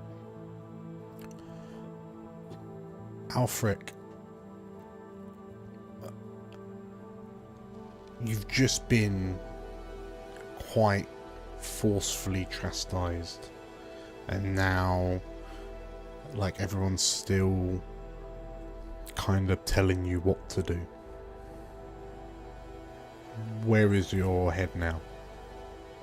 I think Azakar's just said all the things that Alfric believes very much and sort of has been for quite a while about himself. And I think he kind of pushes that down, grabs it, pushes it down. It's like, yes, right, yes, okay. And he forces himself out of the grip and kind of wobbly marches ahead of the direction that they're going. In which case, as you sort of like follow after Vanya and Rayri, there's perhaps a quick glance over your shoulder to Cal and Azakar. You find yourself sort of like alone with your thoughts.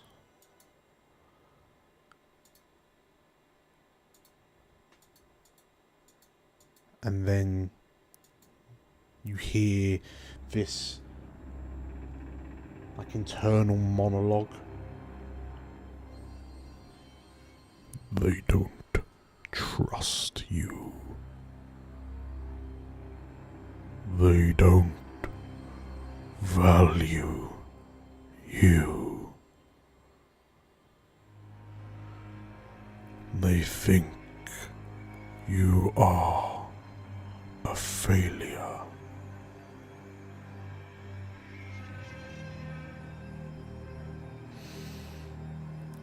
And as you kind of hear this kind of voice in your head, you look to the other two, and Rayri and Vanya are most likely walking somewhat silently, but they don't seem like Vanya's ears haven't perked up, for example.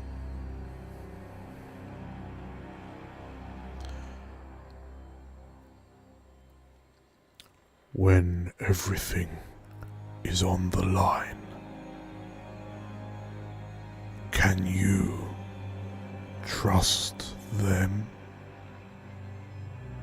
The voice says in your head.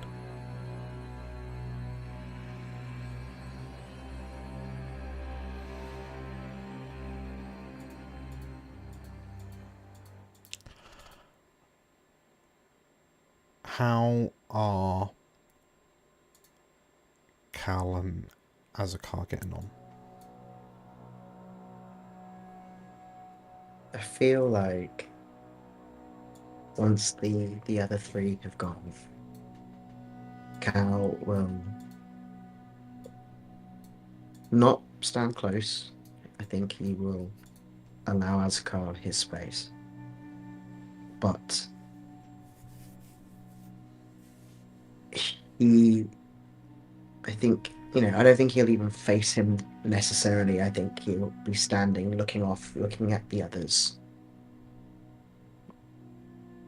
And he will just say, what we went through in the temple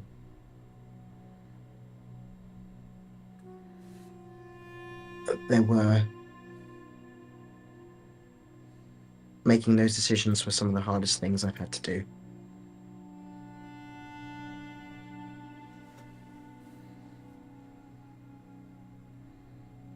I was trying to protect us and get us home.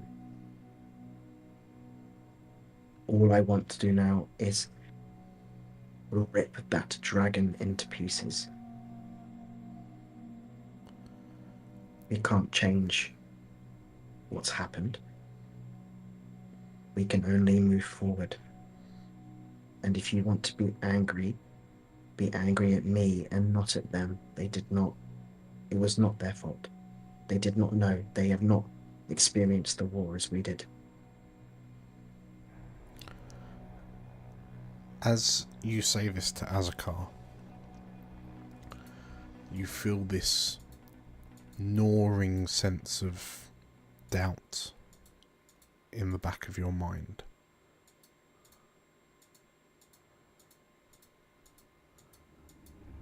Protect them. Protect them.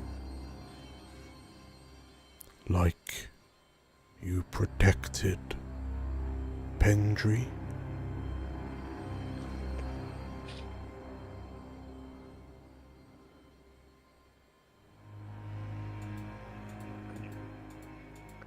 And the voice in your head says nothing more. Thanks for that, Dan. That's great. Azakar's gonna... That last line that you said, where they didn't experience the war like we did. He is going to... He's going to take a big breath and exhale and go, they are young. They are foolish. But you are right. They didn't.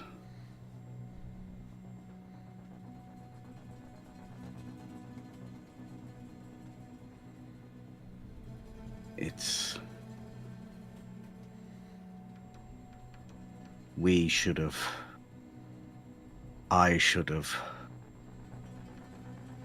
been a better guiding light for them.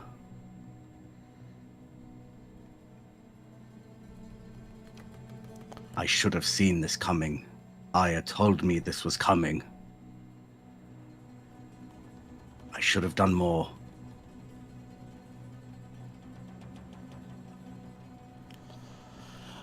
As you respond to Cal,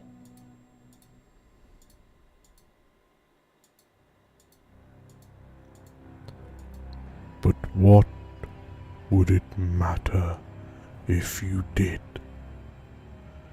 You failed your men in the war, and now you fail them again. Are you really worthy of Aya's blessing?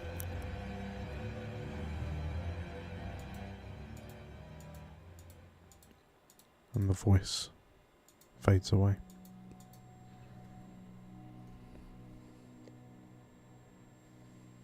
Cool.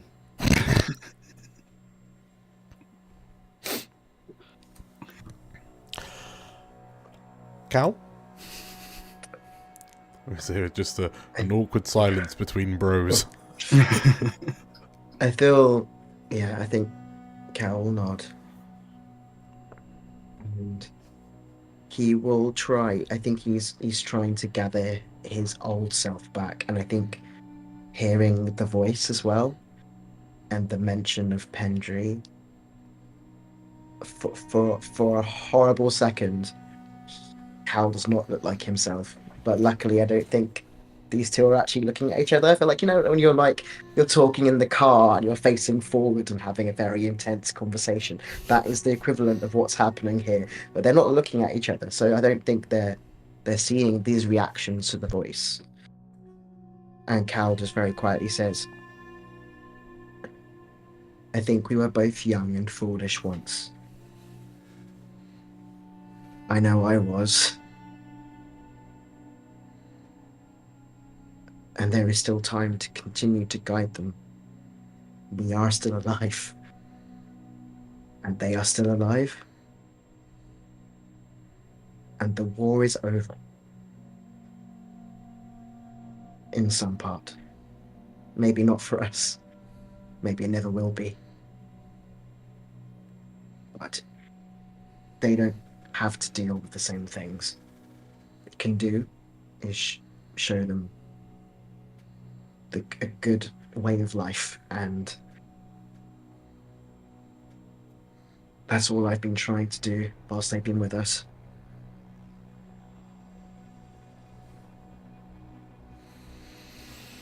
We need to get them home. Switching to the other three. Vanier, Rayri, Alfric, you are currently sort of like doing your best to scale like a rocky ramp up the side of this mountain to get to some sort of higher ground. Vanier, you're on the lookout for whatever you can collect that will not only burn but will burn for long enough to create a campfire, perhaps find a rocky outcrop that can provide shelter, for argument's sake. And describe to me real quick how you helped one of these two to keep up, in inverted commas. I'm not so worried about Rayri's ability on these parts of the. She comes from similar backgrounds to myself. Yeah. It's more Alfred, who's obviously. I'm assuming, Alfred, you're probably quite distracted with your thoughts, and probably dealing with your own internal struggle. And although Vanya wants to support in that front, Vanya's also trying to keep the group going and to find at least somewhere safe so that we can then deal with these emotions. Mm-hmm. So instead it's more like, whilst Alfred's so busy with what's going on in their mind, Vanya's like trying to lend a hand as like maybe like trying to guide, like show which footholds to get onto, or if it looks like Alfred's struggling a little bit, just give a helping hand, but trying to not offer too much assistance just in case Alfred doesn't want the help. But it's more of a I'm here if you need me type of vibe, but also step there. It's safer. In which case, as like Vanya, as it's kind of clear that every so often you're kind of glancing over to sort of like help Alfric, Rayri, you have noticed that Vanya is keeping an eye on Alfric and just kind of leaving you to your own devices when this seed of gnawing doubt grows in the back of your mind.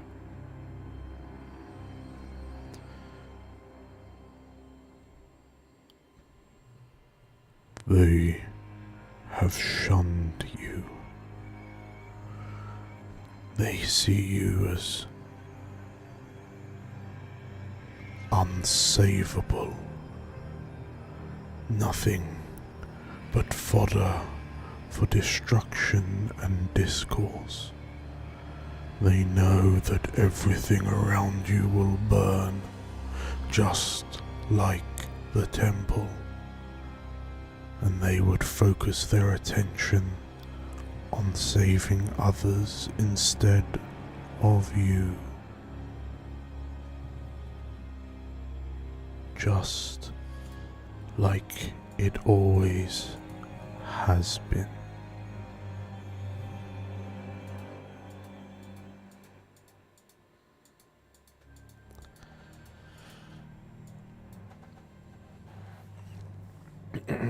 How you feeling, Rayleigh?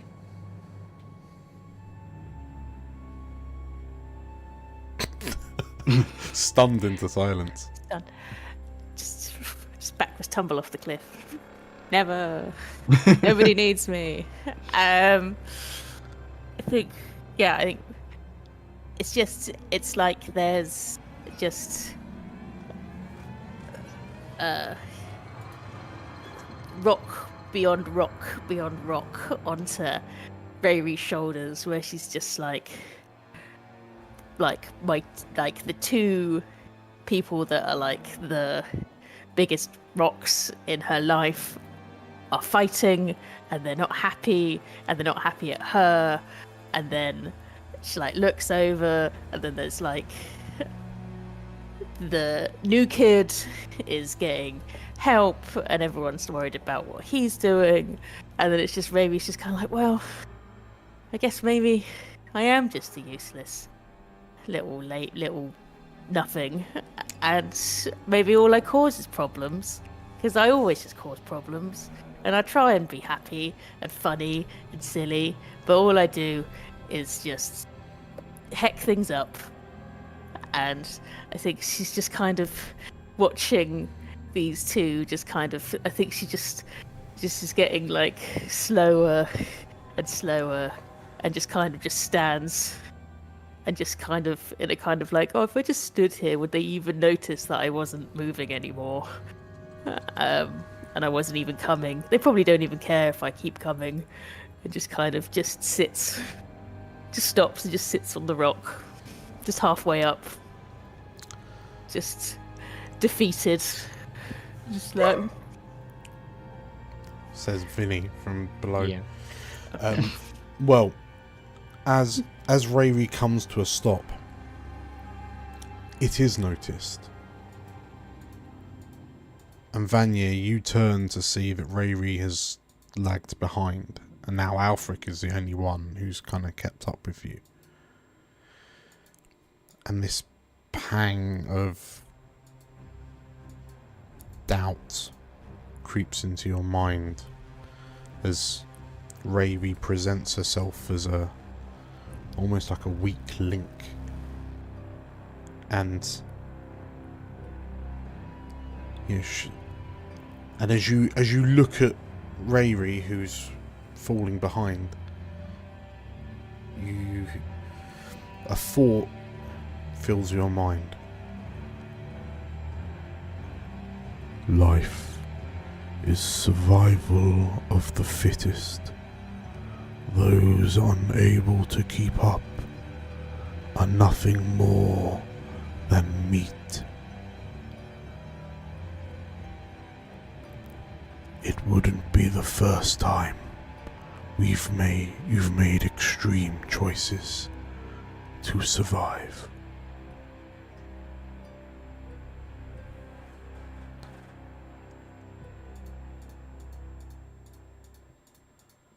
And the thought kind of lingers in your mind before it seemingly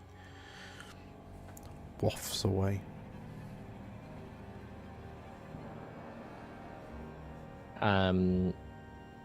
Vanya, in reaction to this, bites hard on his lip to a point where there's blood trickling down slightly. Poor Alfric. Why have you stopped walking?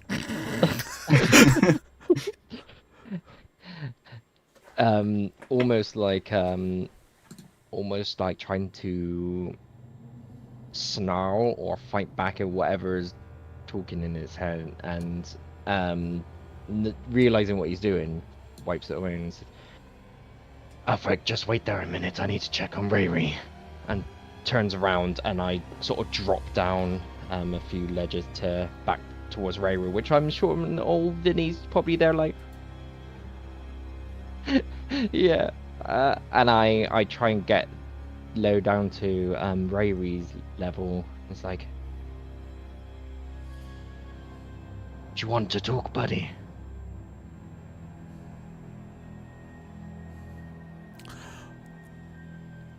Rayleigh, oh, you're on mute. But as Rayleigh begins chatting to Vanier.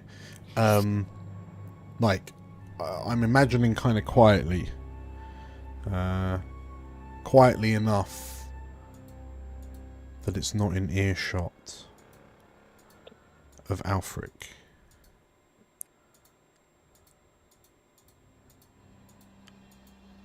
Look how easily they crumble. This false sense of bravado, this misplaced display of feigned confidence, they are nothing but parchments in a wind. This is not what true power looks like, Alfric, and you know that as much as I. You shunned my gifts before. Do not make the same mistake a second time.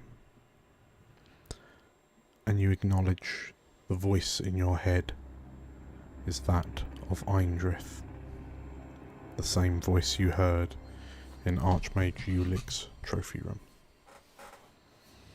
Buddy. Yeah. Alfric, are you saying buddy out loud? Or like no, in your head? No, no, that's Georgia, that's not. Oh, okay. Buddy.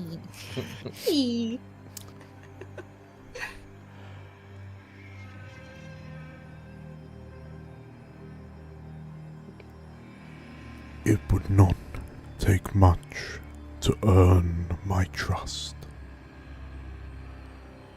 It would not take much at all. All I need is time, and then you can stand at my side, bathing in the power of my shadow.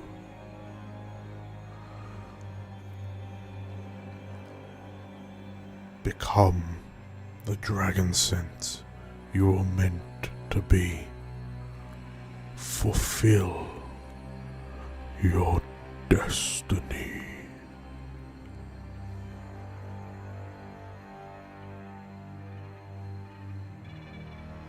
I think Alfric will sort of go as if to start to say something to the voice, and then instead kind of trying to talk, sort of yell over it a little bit. He'll sort of shout down to Rory and Vanier, everything all right down there? Can we respond? Yeah, okay. Yeah. It's all right. Just a moment. Just checking on Rary. And just trying to hear what your response was that you were trying to say before you were muted. I think Rary's just kind of sitting there with her little chin on her knees, just like, no, you guys just go on ahead. You just leave me here. I'm fine. You know that I would never leave you. Well, well, it's all falling apart, isn't it? Azakar's gonna leave. Cal's gonna leave. You're gonna leave. Everyone's gonna leave, and they we'll never adventure ever again. And He hates us. He says we're stupid kids. he tries to offer a hand, this large, gauntletty hand, like, No. Azakar might be speaking from angered emotion. I'm sure he doesn't really mean what he's saying. And even if he does, we all keep pent-up emotions inside ourselves and things we tell ourselves in our heads. But don't listen to that. You are valued. You are needed. You're one of us. I will stand by your side.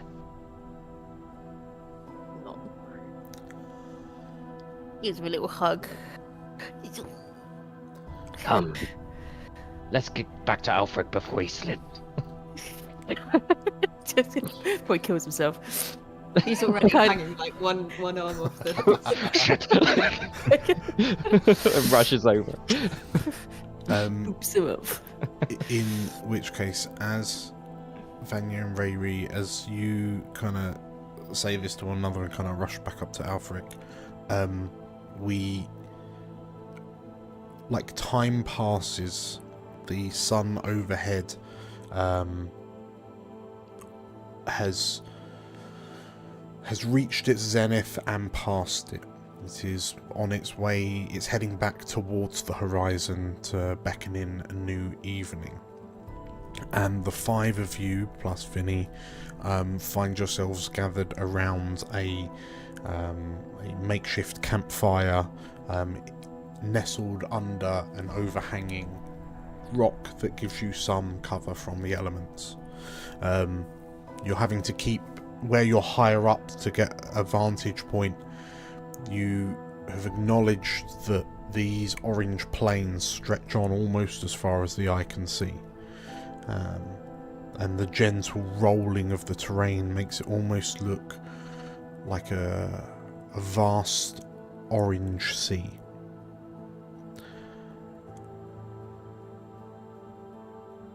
And Alfric, as you kind of look at the explorers gathered around you, as you look at the other four, you can't help but get this feeling that perhaps you're not the only one hearing Eindrith in your head. But his offer still stands.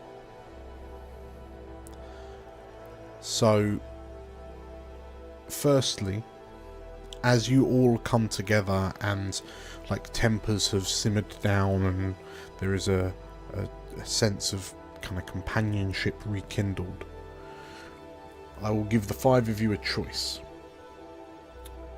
You can either take a hope for the rekindling, but also a stress, or you can face your inner turmoil and fear, giving me a fear, but then the malaise will pass. So, Azakar, how are you how did you finish processing everything that's happened today? Are you taking fear and hope and a stress, or are you giving me a fear? Ooh.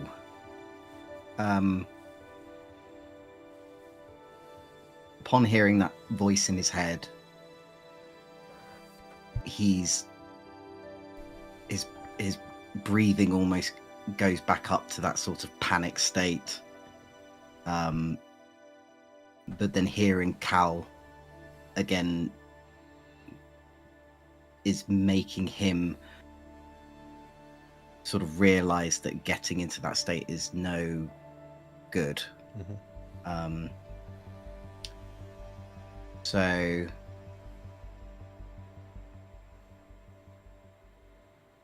what sort of story-wise, sort of like what it means by taking each option? So, like, if you take hope and stress, you're kind of taking solace in the rekindling of companionship between you and those you care about, at the cost of perhaps having that lingering doubt in your mind. Mm-hmm. Like, you've comforted the pain rather than you've comforted it. Yeah. Or you give me a fear because you have confronted the doubts in your mind and dispelled them by shining the light of truth and honesty on them.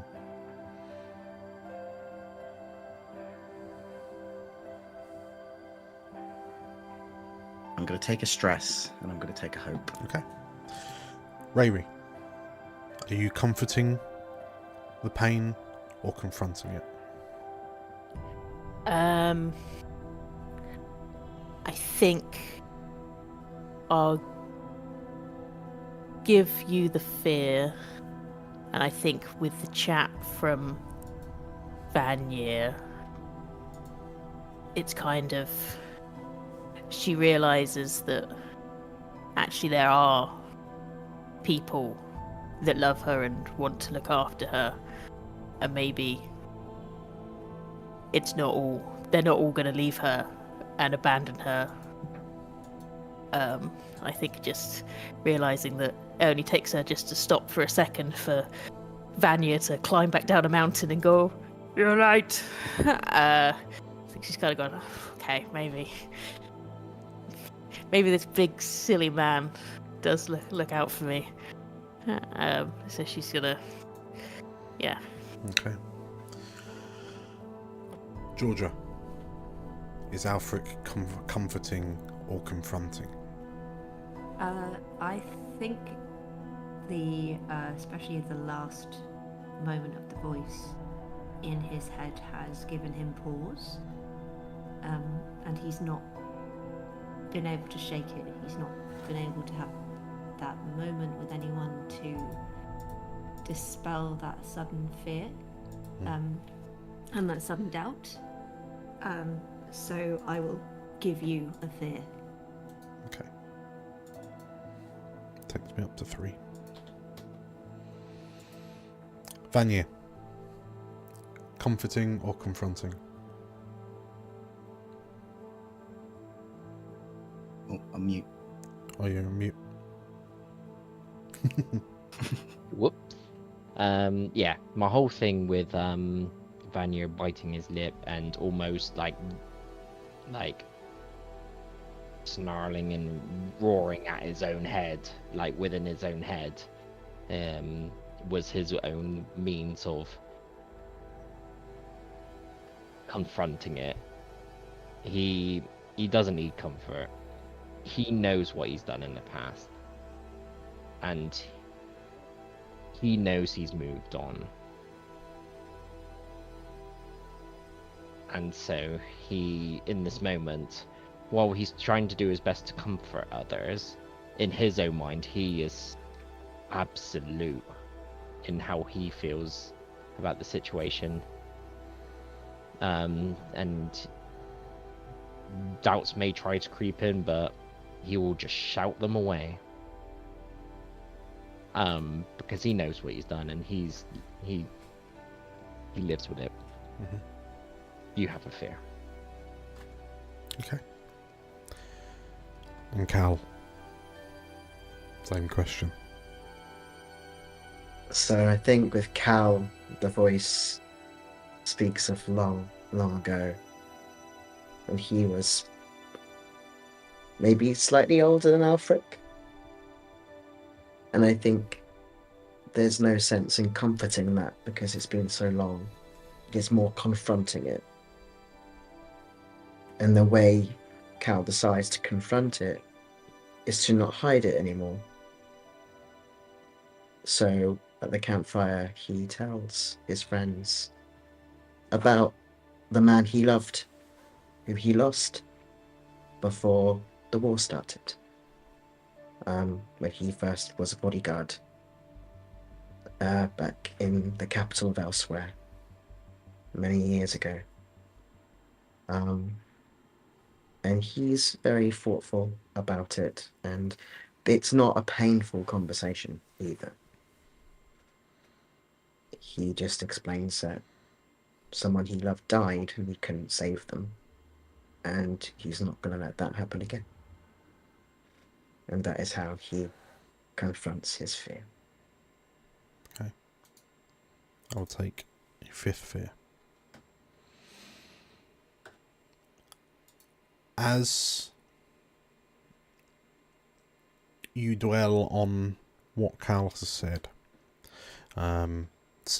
seeing a side of Cal that perhaps none of you had seen before, maybe has Azakar? Would Azakar have been privy to this or no? don't think Probably so. not, No, no. this is all new Okay. to everyone here. As a guy, in which case, yeah, you seeing Cal painted in this light that seems almost alien for Cal.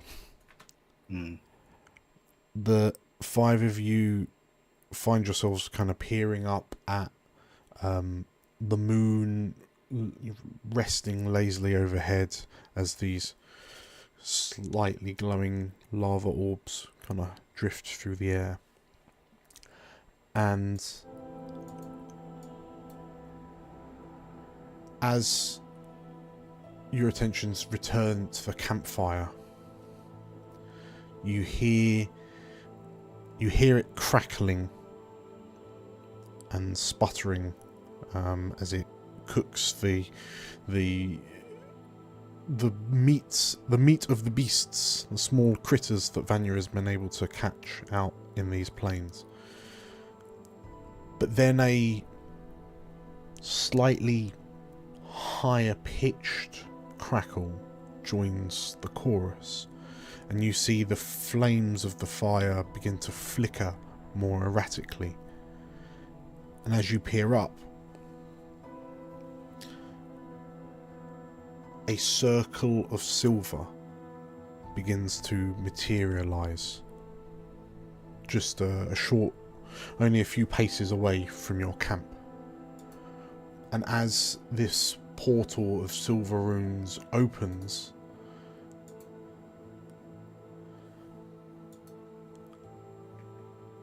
a white-haired Lorivar man in a grey tunic walks through, and Archmagister Meridius Redan looks at the five of you with relief in his eyes.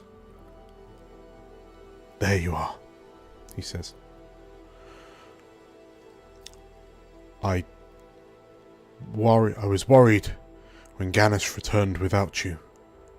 It's taken me this long to locate you. Explorers, we need your help.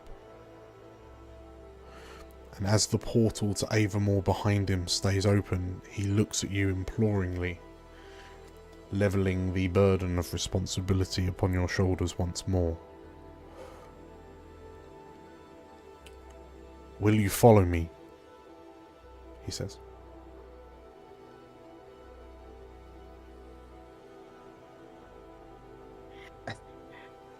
Sniff, sniff. Sniff, sniff. Does this scent smell familiar? It does. Okay. It is the scent of Archmagister Meridius Redan. The Archmagister that you spoke to in Avamore before you left. The effectively the leader of the arcane magic users in the city of Avamore. I feel like... Sorry, have you got something to say? No, go ahead. I feel like Cal will look to Azakar to see how he feels about approaching this. As a kind of sign of, I trust what you're going to do. I feel like we're all in the same boat here. What is happening?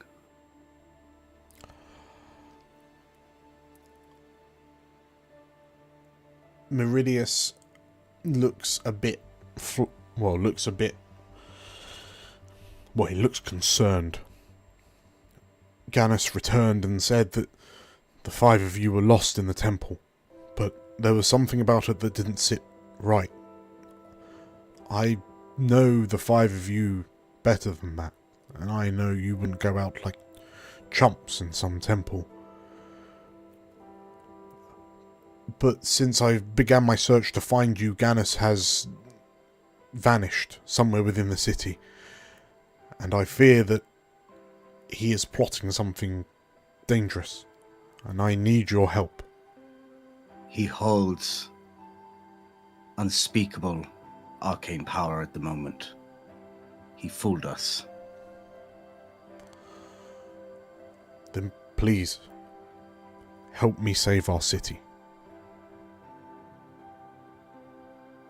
Azakar will get up and follow. So we'll come.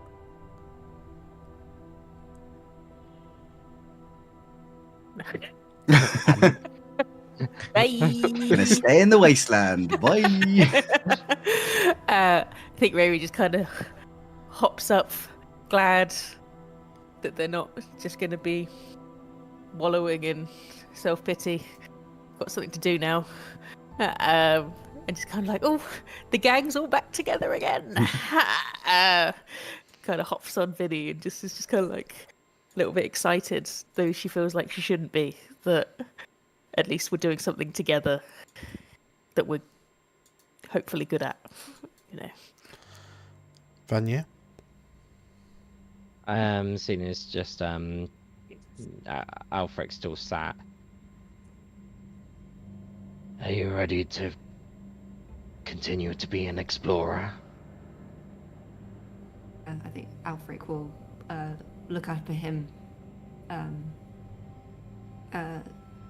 climb to his feet with a little nod, and then sort of turn and kick sand into the fire before they head off towards the portal. Okay. In which case, as the six of you plus Vinny step through the portal. I take my meat. As you pick up the snacks that have been cooking over the open campfire, and you step through the portal of Silver Runes back onto the streets of Avamore. We will call it there. Congratulations, everyone, on completing this episode of Tales from Elsewhere. Yay. Yay. Everything was fine. Yeah, we made it through lava trauma and emotional trauma. Yay. You made it through so much that I think it would be prudent for me to say congratulations on reaching level 5. Oh. Yes.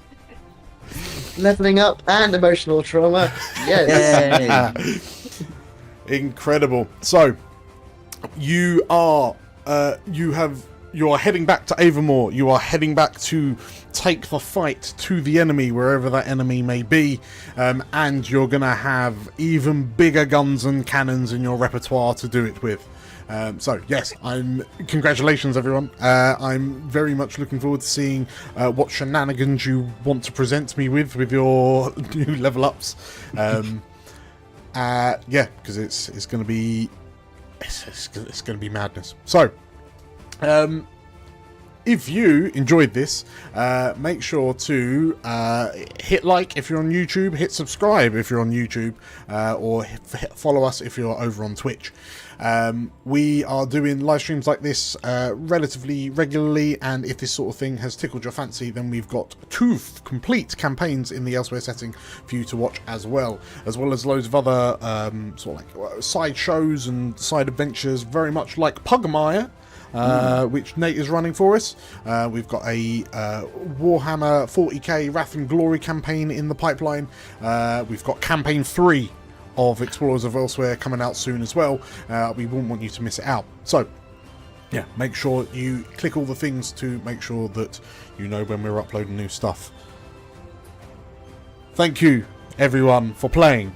Thank you everyone for watching. If you're watching this live, make sure to tune in on Saturday for the Pride Caf live stream that quite a few of us actually are going to be part of.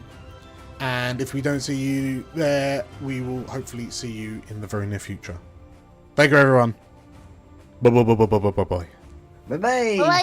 Bye. Bye.